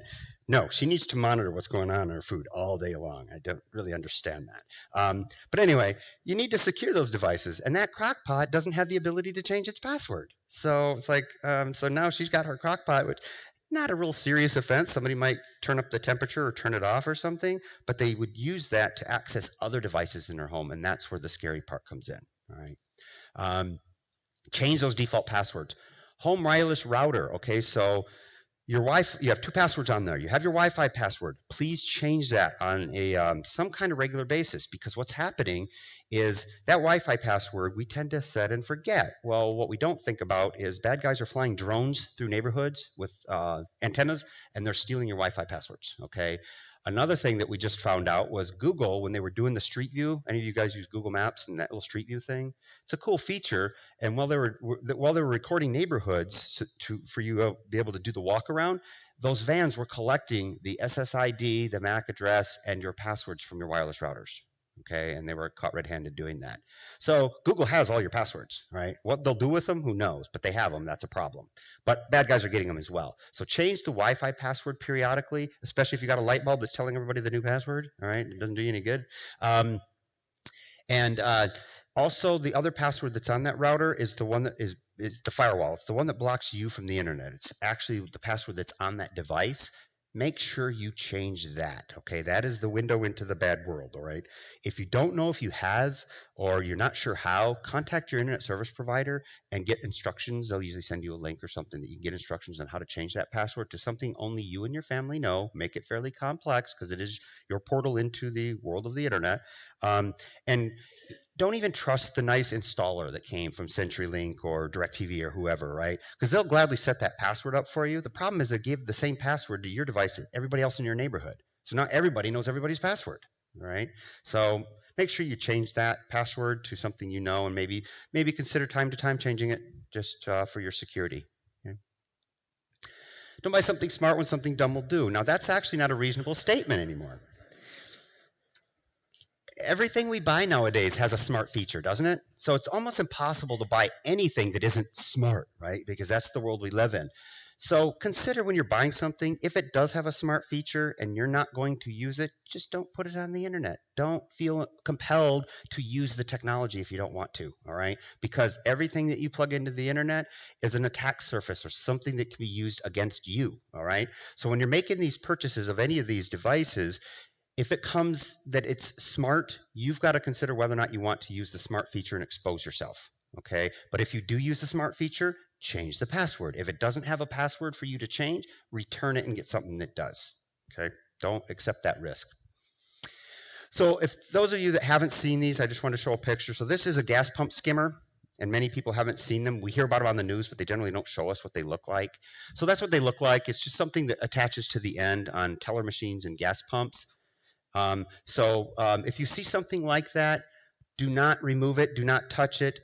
Just cautiously walk away from that because unfortunately the thief that has got that there is probably in that parking lot watching you, all right? So don't be a hero and try to remove that. Step away, contact law enforcement, all right? Because you do not want to get yourself in trouble. So if you see one of these things, please report it immediately, because then what they'll do is as soon as you leave, they'll come by and they'll swipe it and they'll grab all the card data that was on it, okay? Mobile devices. So a lot of people are using these. We do everything from them, right? This is where we Facebook, this is our email, our text, our phone, our bank accounts, everything is on there. So please make sure that you have a password and a lockout feature on there. I do realize the inconvenience of the lockout feature. If I hand my phone over to a kid or a grandkid and they're playing on games, they get distracted, I have to keep re-entering it. It's annoying, but it's there for your protection. When I go grocery shopping, I have my shopping list on my phone. It's a very convenient way of doing it. And I go and I look, oh, I need that case of water. I set my phone on the shelf, water in the cart, and I walk away. If my phone doesn't lock, somebody walks behind me, not only have I lost $1,000 phone, but all my identity information's on this phone and they can use it against me, right? So make sure you have it auto-locked. Cautious with downloading apps, all right? Make sure that you check the reviews. Make sure it's a reputable publisher. If it's brand new and only has 3 reviews, you probably don't want it. Look at the release date and all of that stuff. Plus, they also have bugs too. But a lot of times, a lot of these apps, they are there for marketing. Free is not always free, so they're going to grab demographic information, contact information, who knows what. So make sure you read the reviews. If you lose your device, if it's lost or stolen, contact your carrier immediately, but be cautious because if you report a device stolen, they have to tag it as stolen and you can never reinitialize it again. You can't even do that. The carrier will mark it stolen, it's gone forever, all right? Well, these things aren't cheap, all right? So if you call and in a panic say, oh, it was stolen, they're like, are you sure? Yes, and then they lock it down to reach between the sofa cushions. Oh, poop, you just lost $1,000. That would be embarrassing, all right, and expensive. So what you want to do is contact your carrier and suspend service and then conduct an appropriate search. And then once you've completed that search, then go ahead and if it is lost or stolen, then contact your carrier and work on getting a new one. If you choose to go to Craigslist, there are some good deals on there, but it comes with the typical Craigslist cautions. Don't buy a device that the battery's dead and the person's like, oh, trust me, once you turn it on, it'll be active, it'll be fine. Because they probably aren't. Also, you have to also be careful about buying a device that hasn't been posted very long because they're also probably trying to sell the device that they stole before the person reports it stolen. So you can check it, checks out good, person runs down the road with your $300, and then next day you go to activate the device and it's been reported stolen, you just wasted $300. Okay, so just be very cautious with that. And the reason why that's such a common item is if you walk around the grocery store or any public place like that, but stores are very typical of that, we don't pay attention to the value of these things. So we will leave them sticking out of our purse, on top of our grocery buggy, hanging around, laying around. We don't pay attention to them, don't realize the value. So thieves know this, and so they're going to go around the store, and they're going to pluck these things, all right? Next time you're at the store, see how many you could just casually walk by and grab. Don't grab them because people get all mad when you do that. But no, at the end of your shopping trip, if you could have stolen 10 devices, you made $3,000, okay? For a criminal, that's a lot of money, all right? So pay attention to these things when you leave them laying around, because they're not only worth just the physical value of the device, but the data that's on them is even more valuable to you. So let's start paying attention to these little computers, these little PDAs we carry around with us. Links in email. So we talked about inspecting links. Well, in a phone, you can't really inspect the link because some phones it's a hard press, some phones it's a light press. It's usually hard to read. They have small screens. So consider not checking emails, links on your phone because they're harder to. Wait till you get to a computer so you can hover and inspect the link appropriately. They know we use our phones for everything, so there are attacks designed specifically to go after these phones, so they're hoping you'll click on that link and it'll do whatever they designed it to do. So be cautious with that. Some general security reminders: never click on links, open attachments from unknown senders. If you take away nothing from today, that's what you should take away, all right? Because that is the biggest attack problem that we have right now in cybersecurity. Out of office, vacation reply, be cautious with that. Kind of the same as you posting stuff on social media. If you put an out of office or a vacation reply, you just want your friends and family to know. If you do that to everyone, then you're also telling all the spammers. So we had an incident just a few weeks back at the county where we had a director who was going off on vacation for a couple days, and she put an auto reply to everyone.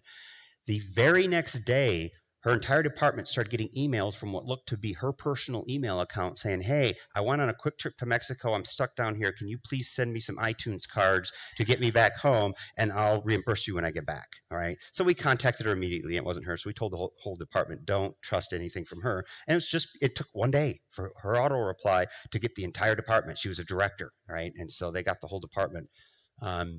So it takes no time at all. Run antivirus, keep it up to date. That's kind of common. Don't ignore that step because there are roughly 300,000 new viruses created daily. All right. So you've got to run your antivirus, and keeping it updated is nearly impossible because they've got 300,000 things they got to figure out on a daily basis. Very difficult, but you need to do that. Don't save passwords on websites with Remember Me. I'm not talking about the LastPass. I'm talking about Chrome saying, do you want me to remember this? The reason why we say that is all your usernames and passwords are stored in one location on that computer, and all the bad guys know where that is.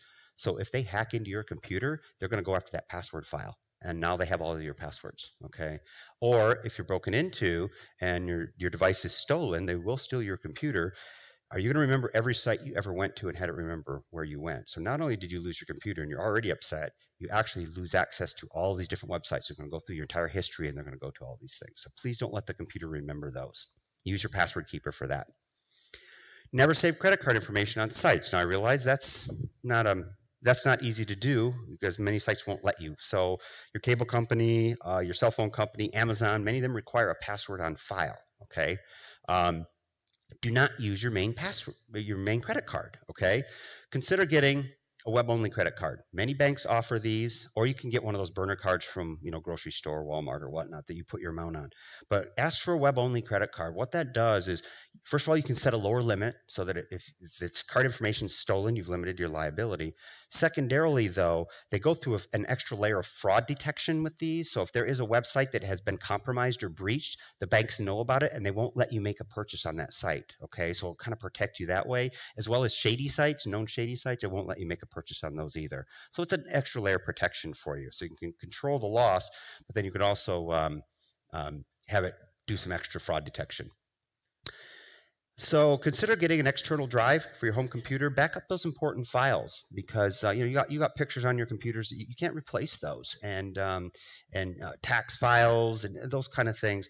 Back them up to a drive because first of all, the highest failure item on a computer is the hard drive. So if your computer's going to die, it's probably going to be the hard drive and you lose your data anyway. So consider getting it backed up.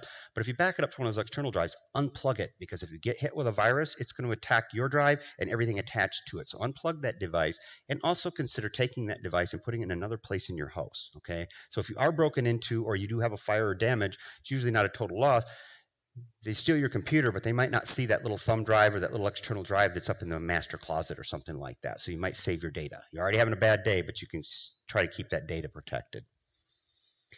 Never use open or public wireless, all right? I hate the fact that when you look at a wireless and it says it's secured simply because it has a password, okay? That is not secured, all right? So, and think about it. If you're on a wireless password at your favorite coffee shop, and they have the password right up on the wall, okay, everybody else is on the same network you are, right? They use the same password. Remember I said everything on the same network trusts everything else on the same network? You just joined yourself to everybody else that's on that network, okay? Which is fine if you want to save data, I get that, but don't do anything that could expose you, right? You're already exposed because if you have email on your phone and you're connected to a public Wi-Fi, people now can read your email, right? If they're connected to that Wi-Fi, right? Or if you had a hotel, that's another one notorious for that. People get rooms at hotels and they just sit in there and just hack everybody's data because people are doing banking and buying and stuff like that. And they're sitting in the comfort of their own hotel room connected to the same Wi-Fi you are, right? But they're fine if you're just going to consume data. So let's say you want to look up a news article, look up a recipe because you need to get the ingredients from the grocery store or whatnot. You want to use their Wi-Fi for that, you can. It'll save you some data, but really consider whether or not you want that risk. Email accounts. This is not a genius idea, but it tends to be very surprising for people. Why not set up a different email address for the different areas of your life, right? Why not have one you use for all your banking, a different one for friends and family, a different one for your social media, right? Because a social media one or your website registration one is going to get all kinds of junk email, right? We have one that you just give to friends and family. You're not going to get any spam on it because it never hits the internet, all right? And then if you get an email on friends and family one from your bank, you already know it's a fake email because that's not the email address you use with your bank. So get a few of these email addresses. And also the one for your bank, another kind of little secret trick, not really a secret trick, don't put your name in the email address at all right? So, your bacon Chevy truck at gmail.com, right? And that's what you go into your bank as. There's no way of tying it back to you. So it'd be harder for somebody to access your bank account by using one of those random ones, okay? And that'll just help clean up. And then you can monitor the accounts that are important to you, save yourself some time along the way. General security reminders, do not pay for dark web searching promoted by companies. This came out right after the Equifax breach. Experian decided, hey, this is a great way to make money. We'll search the dark web for your email address or for your social. We'll search thousands of sites. Many of you probably heard the advertisement for it. It is a waste of money, right? The dark web was designed to be anonymous and not searchable. There is no Google for the dark web. So they can't search it. Now, they might search the thousands of sites they tell you about, but that isn't the millions of websites that you're worried about that will contain your stolen data. Okay, so don't waste your money on that. Cancel or renew your credit cards on a regular basis. Banks probably hate me saying this, all right, because it costs them money. It's free for you, not for them. But if you think about it, if you know your credit card data has been stolen and other people have your credit cards, why not on a regular basis go contact your bank and get a refresh credit card number so that when they go to use the number, it's dead, all right? That liability is erased from you, okay? The way I do it is I'm a big holiday shopper, okay? I do a lot of my shopping online. I love me some Amazon and some quick deals there and buy it nows. So right after the holidays, I go get new credit cards. All right. I only have web onlys that I use online, but I get fresh credit cards right after the holiday season every year. That way I reduce my liability. I've been out there purchasing and I know my credit card's out there. It's likely going to get stolen. So I just replace it. And so many credit card companies would prefer that once it expires, they'll send you the same credit card number and they'll just update the expiration date. Well, what's that? They push it out 2 years. Well, the bad guys got your credit card. They bought on the dark web for $20-$30. Then they just increment that number 2 years and now they have your new credit card. Right? It's that easy. So consider it. I realize that's a pain because changing credit card that you have all over the place is a pain in the butt. I get that. But it's just another layer you can add in your own protection, right? Do it at whatever your comfort level, whatever frequency you think is important. Monitor your credit card statements closely, right? Because probing charges. So you all get probing charges all the time. You put your credit card into a gas pump. It charges you $1, right? It's called a probing charge, and that's designed to prove that the credit card is valid. They usually reverse that charge before the end of the transaction, so you usually don't see it, but once in a while, computer glitch, you'll see it show up on your bank statement, but it's easy to detect. Spent $55 at Chevron, and then $1, you knew that was a probing charge, okay? But bad guys do this too. So if they're buying your stolen credit cards off the dark web, what they'll do is to validate it, because they don't trust the thief they just bought it from, is they'll do a probing charge on your credit card. You see that charge show up. It'll just be some small amount. Mine was 76 cents to Home Depot, okay? So it could be any small amount, but it's designed to see if the card's valid, and it's generally followed very quickly with a very large purchase, okay, to Apple or to iTunes or to Amazon. So if you ever get a probing charge, you see what it's a charge you didn't make, and you see one of those, call your bank and cancel that card immediately, all right? Otherwise, you're going to be stuck with a very big bill. Regular recurring. So another thing that they do is if they get a hold of your credit card information, they'll just put small charges on it every week.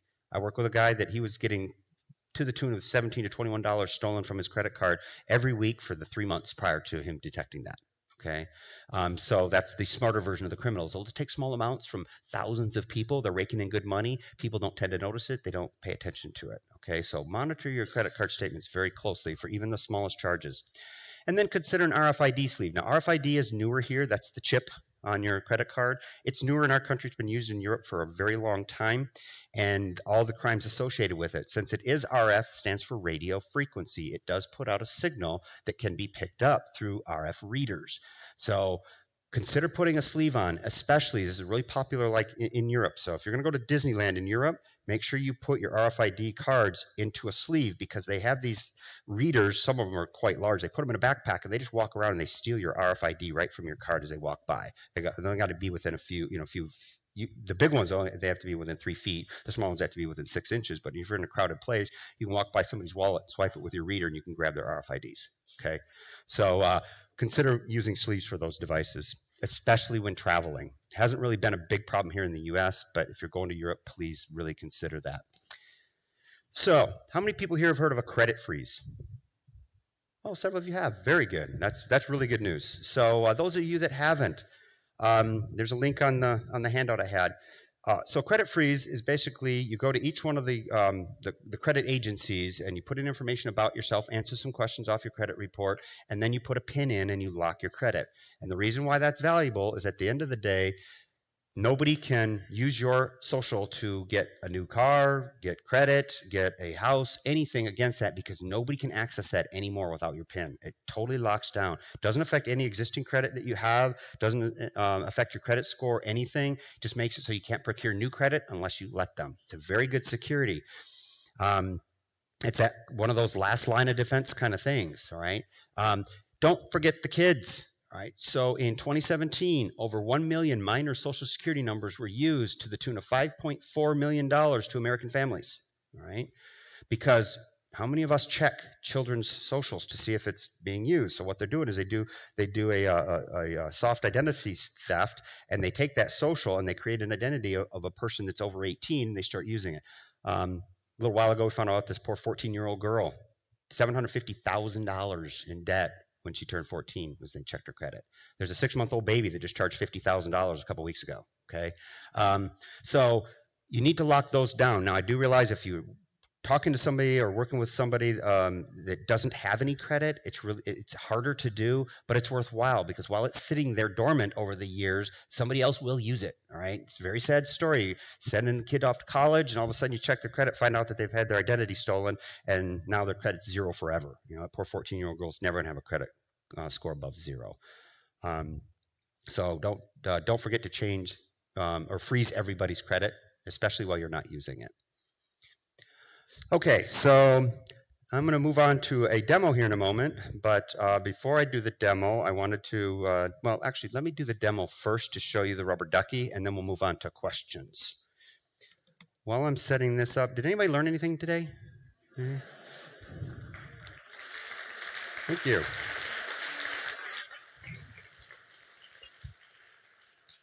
How many are going to go home and unplug all your smart devices right away? Huh? Ah! All right, so like I said, got 2 of these here. I'm looking to see my minor differences to see what it is. And so if it works on this projector, let's see.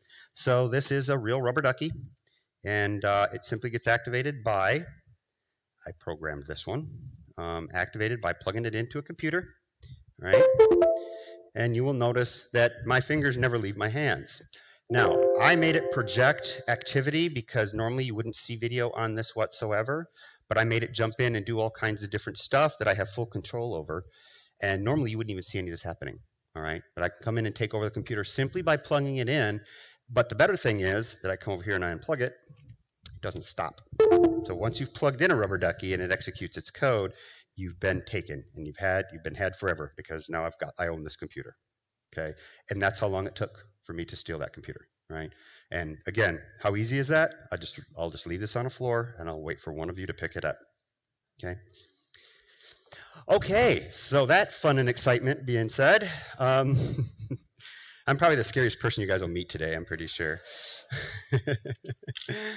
So I'd like to open up the floor for questions. There are microphones at either side of the thing down here. If anybody has any questions they'd like to have answered.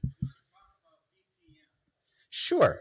So VPN stands for Virtual Private Network. And what a VPN is it's a service you sign up for, and it protects your online surfing activity. It gives you a different IP or different identity. It makes you look like you're coming from some other place. And so it really is a layer of protection. The problem is that there are a lot of sites that will not allow a VPN to be used, many banking sites and stuff, because VPN is what the bad guys use to pretend they're in the United States, right?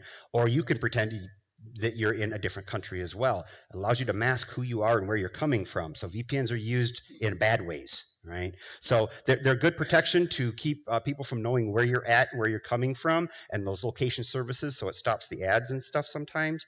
But so it's a good layer of security. Just realize it's flawed in ways. It doesn't let you go to certain websites.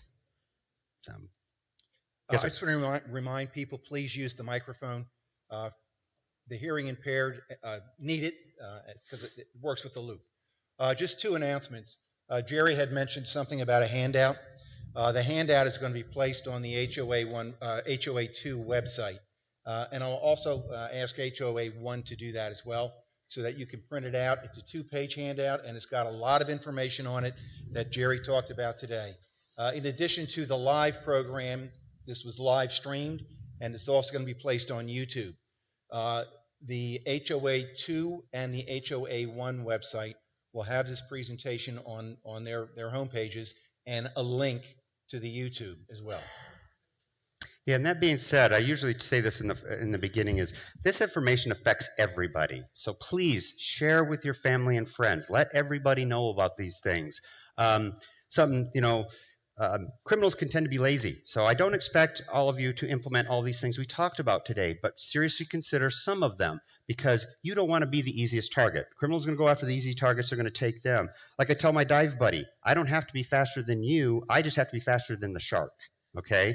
Well, crime's the same way. If you are a harder target and it's too much work for them to get after your world, then they'll go after somebody else. So don't be the easiest target. Implement whatever these things you're comfortable with we talked about today, and make yourself a harder victim. Yes, sir. So you talked about email. Mm-hmm. If you open up an email, but not any attachments, can you still be hurt? Not likely, because usually emails are they're a text format, so they cannot actually run code. It's the attachments that are inside or the links that are on there. So opening and looking at emails is very benign. Now, I'll say that tongue-in-cheek because it's only a matter of time before they figure out how to make emails dangerous. They haven't yet that I know of. Oh, over here. Yes, sir. So on emails, if you don't know where the email's from, just leave it, don't even open it and delete it, and just move on and let it be unopened? Send it to spam. Send it to spam. Send it to spam, please, because that way somebody else will inspect it in a safe environment. It's off of your computer. You don't have to worry about it. You don't have to worry about it cluttering up your inbox or whatever. Just send it over to spam and get it off of there. There have been stories lately about lightning cables being hackable. Yes. Yes, they are. So somebody created this really genius lightning cable that has a cellular chip in it. So as soon as you plug it in to charge your phone, now they have access to your computer and your phone through this little cellular chip. It calls back out, and they can access it through the cell service. Okay, it's even better than that. Is prior to that attack, one that was a little less known, was that same technology was used, and they were slipping it on the inside of a box, in the wall of a box, and then they were shipping the box to companies, and then the box would sit in their office, and that was a cellular. They could access that county's network, their wireless network, from right inside that person's office, from inside the wall of the box. So, great little trick. Question regarding the unsubscribe. You get an email from a company and you don't want to be on their email list. Mm-hmm. Sometimes you'll see the unsubscribe in the address, the sender address. And I think that's the one you're saying don't click on. But at the bottom, if you scroll way back to the bottom of the email under the fine print, you'll also see an unsubscribe link there. Correct. Is it both that you shouldn't use? So that one at the top is an email address. It'll say unsubscribe at whatever.com. That's actually, if you were to reply to the email, it would reply over to that unsubscribe, creating the same problem. It's a human monitoring an email and willing to respond to it. So you've still elevated the value of that email address by simply replying. And then the unsubscribe was what I was talking about, which is a link that can be very dangerous. Don't do either. Right? If you want off of one of these mailing list service, even if it's a legitimate company, you just don't want to deal with them anymore, report it to spam, send it to junk, whatever your carrier does, and that way you don't have to see it again. Hi, this has been fabulous. I have a question about, I need a little bit further information about the negatives of VPN, especially in reference to the offering of Norton VPN with LifeLock. Mm-hmm. And is LifeLock and the combo of the two a smart move? Especially for the non-technical? Sure. Well, so first of all, LifeLock is a credit monitoring service, okay? So if you freeze your credit, you don't need LifeLock in the first place. Save $25 a month and just freeze it. That's free, okay? Because LifeLock is a monitoring service, so they have up to 30 days to notify you of any activity on your account. We can refer to history and look at the LifeLock owner. Remember all the ads, and he's like, my real social is this? He's in jail now. They got his email, they got his social security number, and he's millions of dollars in debt, and he is in jail because he threatened the bad guys with it. So LifeLock, if you are very active with your credit, you would want LifeLock as a monitoring service. But if you're not, then just freeze it and you bypass that. The Norton with VPN, again, VPN is, like I said, it's an identity masking system and allows you to be something or somewhere different, and it doesn't work on all websites. So there's certain websites that will not even allow you to enter from a VPN. So you'll find it kind of frustrating. I use VPNs also, by the way. I do have one, but I find it frustrating because I try to go to certain websites and it won't let me go. It'll just sit there and scroll. It doesn't tell you that it's blocking the VPN. I have to remember to go and turn my VPN off because I can't get to a lot of sites. Especially financial sites or purchasing sites, they want to know your location services. So they're starting to get smart to this VPN idea. And it's not to block us, it's to block the bad people. Yeah. But unfortunately, we're in the mix of the bad people. Okay, thank you. Over here. You talked about the sleeve for your credit card. Uh-huh.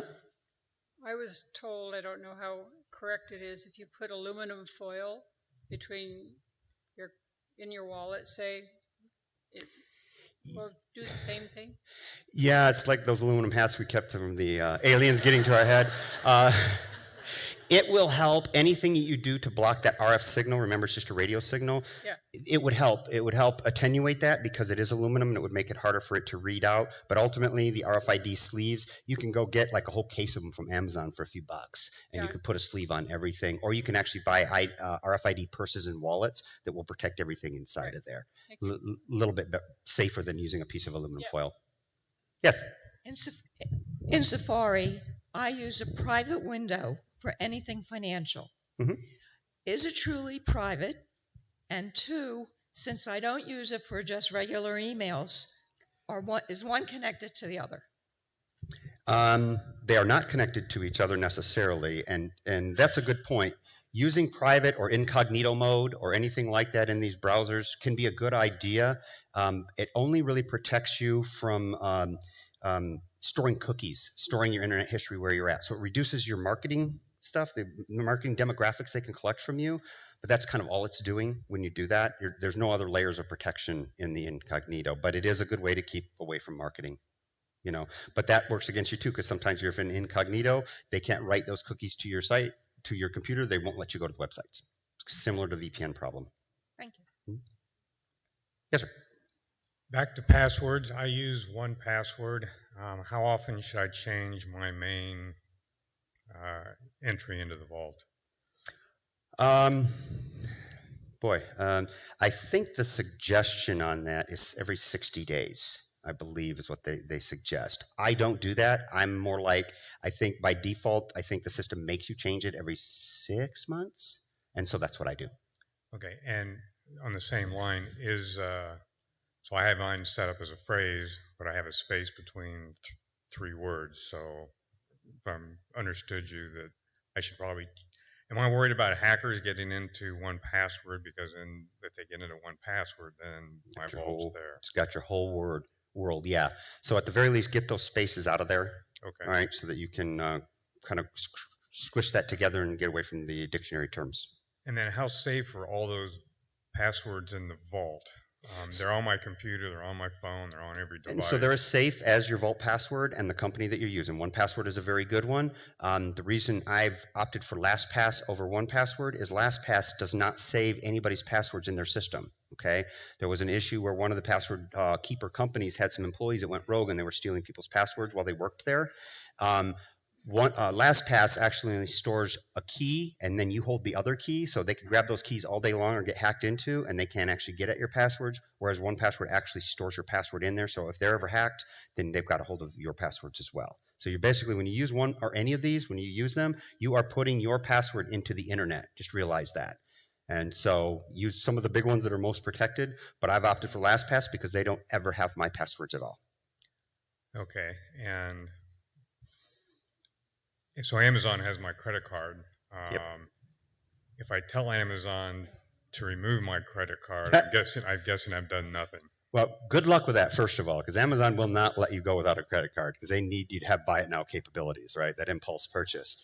And then what'll happen is you'll get an email 3 or 4 times a day telling you even if you let it expire, because I thought, well, I couldn't delete it because they don't have a way of really removing cards, so I let it expire, and I figured I'll just do it organically. And as soon as it expired, I started getting these emails tons of times a day from Amazon saying, hey, your password's expired. You need a fresh password. So they will nag you really big time. So again, go back and get a credit card that, one of those burner credit cards that you can just load up from the grocery store or whatnot, and put something like that on there, or get a web-only card.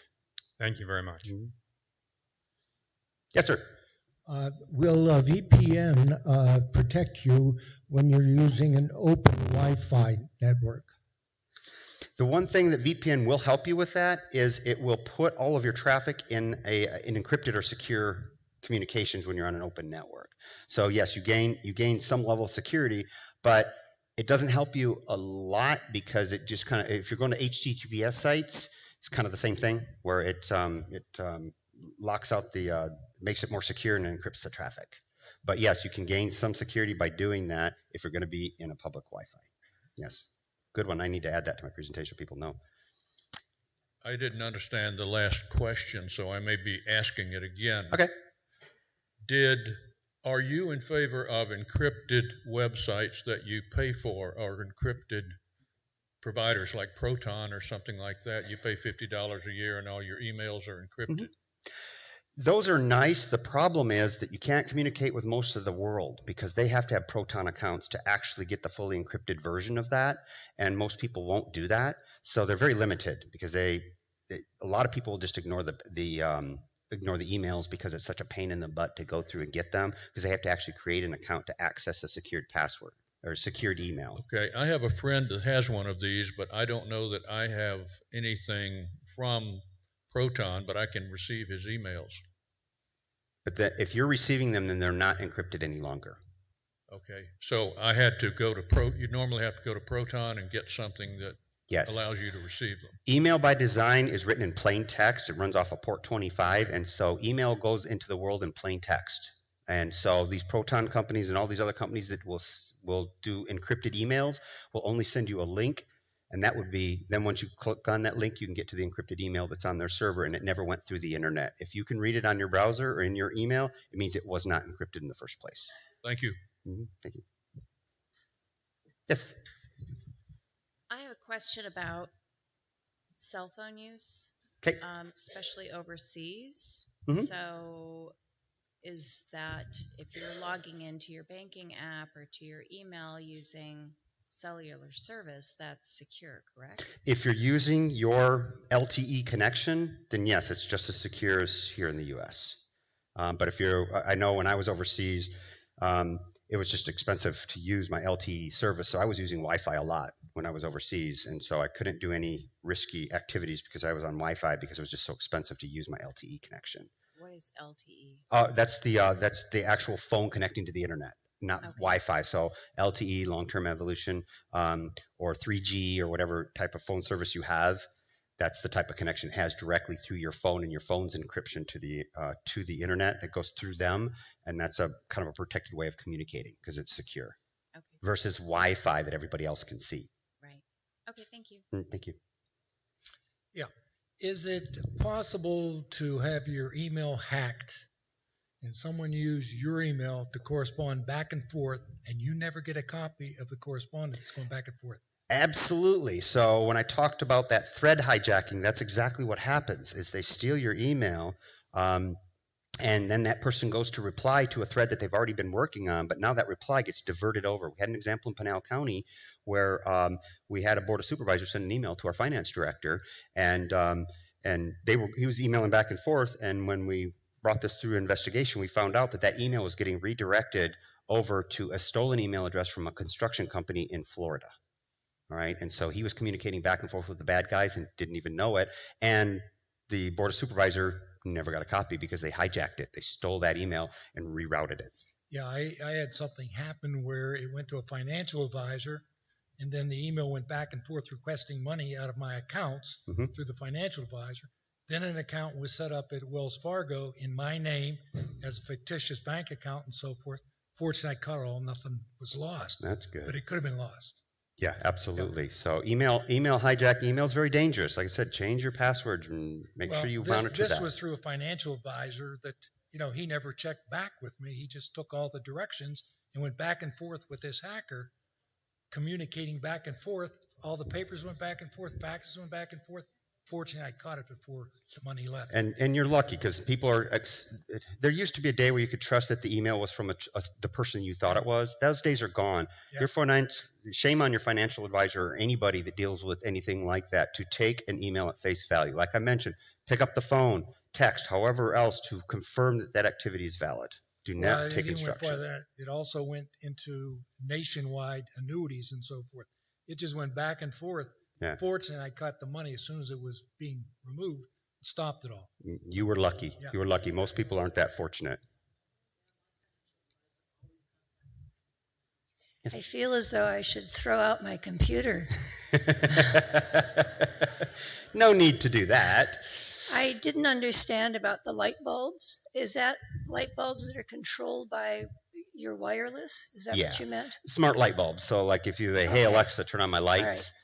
Smart light bulbs. And the freezing your credit, did you mean like Experian and those 3 companies? So you contact them and you freeze your credit, those 3 companies only? So on the handout, it's either downloadable or what's sitting up here. Those are the 3 I'd focus on. There's actually 40 credit clearinghouses out there, but the big 3 are the ones everybody uses, every legitimate company uses. So that's Equifax, Experian, and TransUnion. And on that handout, there's a link to where you go to on their website to freeze your credit with each one. And you have to do each one individually. I'm from Saddlebrook Ranch. Is there a way for me to get into Saddlebrook 1 or 2 to download this information? I will give Tim Fudge the link so that Saddlebrook Ranch will have access. Okay, thank you. Thank you. All right, that was wonderful. Oh, thank you. Hi, I just need you to review what the credit freeze does do and what it doesn't do. I'm not sure I understand that. So what it does do is it does not allow anybody to check your credit at all, okay? One thing I usually mention, I don't think I mentioned it here, is you'll actually stop getting credit card offers if you freeze your credit card because you will be dead to the credit card companies. That's why it's not widely advertised, because it removes their ability to market to you and send all these nifty credit card offers to you because they know their computers can no longer see that you're a person out there. You become dead to the credit card company, so they can't market to you anymore. That's what it does, is it freezes it. Nobody else can get into it without your PIN. What can still go in it is if you have current accounts with companies, when they need to report your payment status, that still goes into there. And companies that that report your credit stuff, as long as you have an association with them, can still do that. But companies that want to check your credit score cannot. They cannot get into your credit. So, but the most important aspect of that is it keeps people from opening up a credit card or buying a car or buying a house in your name. Okay, thank you very much. Are there antivirus companies that you like in particular? There are. There's one for home users that I like, and it's an AI, which is an automated advanced language. It's self-learning. It's called Cylance. That's what I use at home. They're the only ones that have an AI version for individual users. It's spelled Cylance, Cylance. They have a home version that's pretty reasonably priced. It's like, I think you can get 3 devices for $30, 10 devices for $50 or something like that. It's a very good protection, works on Apples and PCs.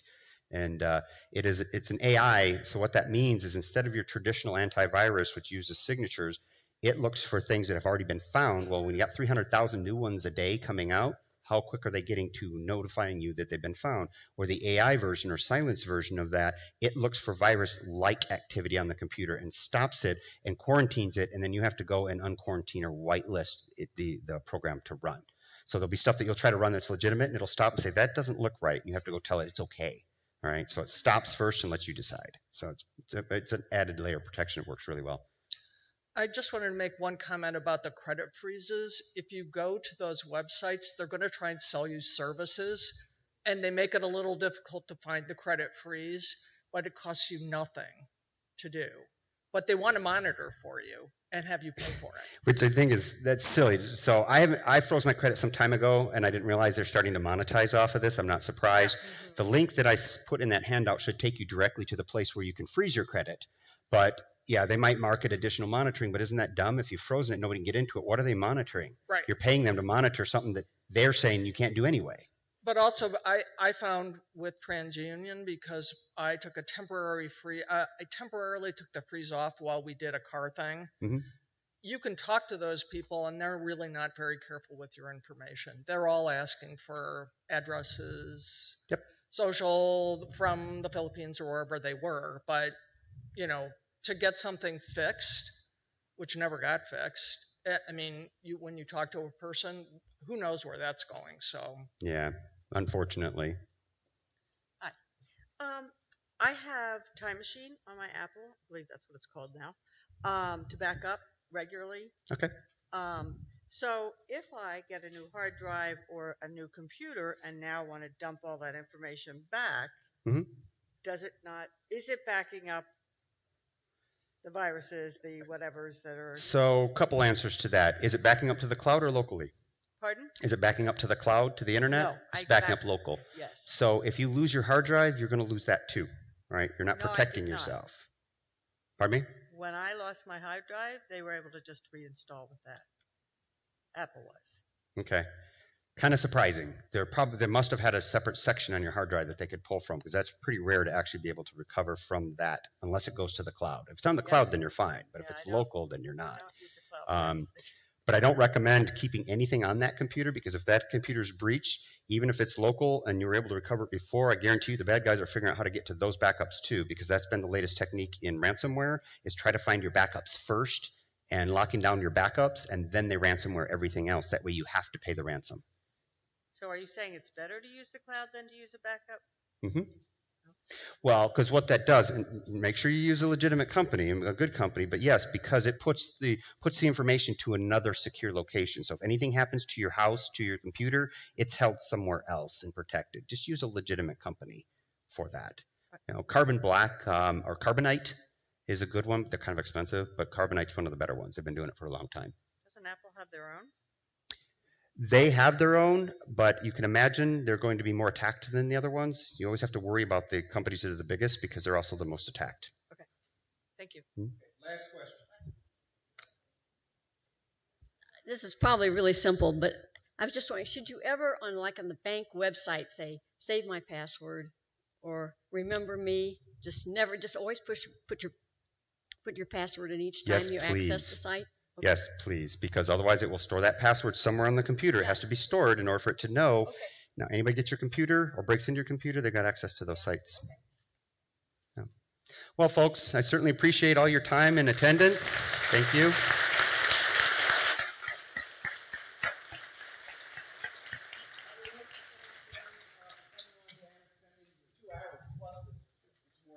Thank you very much. All right, thank you, folks. Have a great day. Be safe online, please.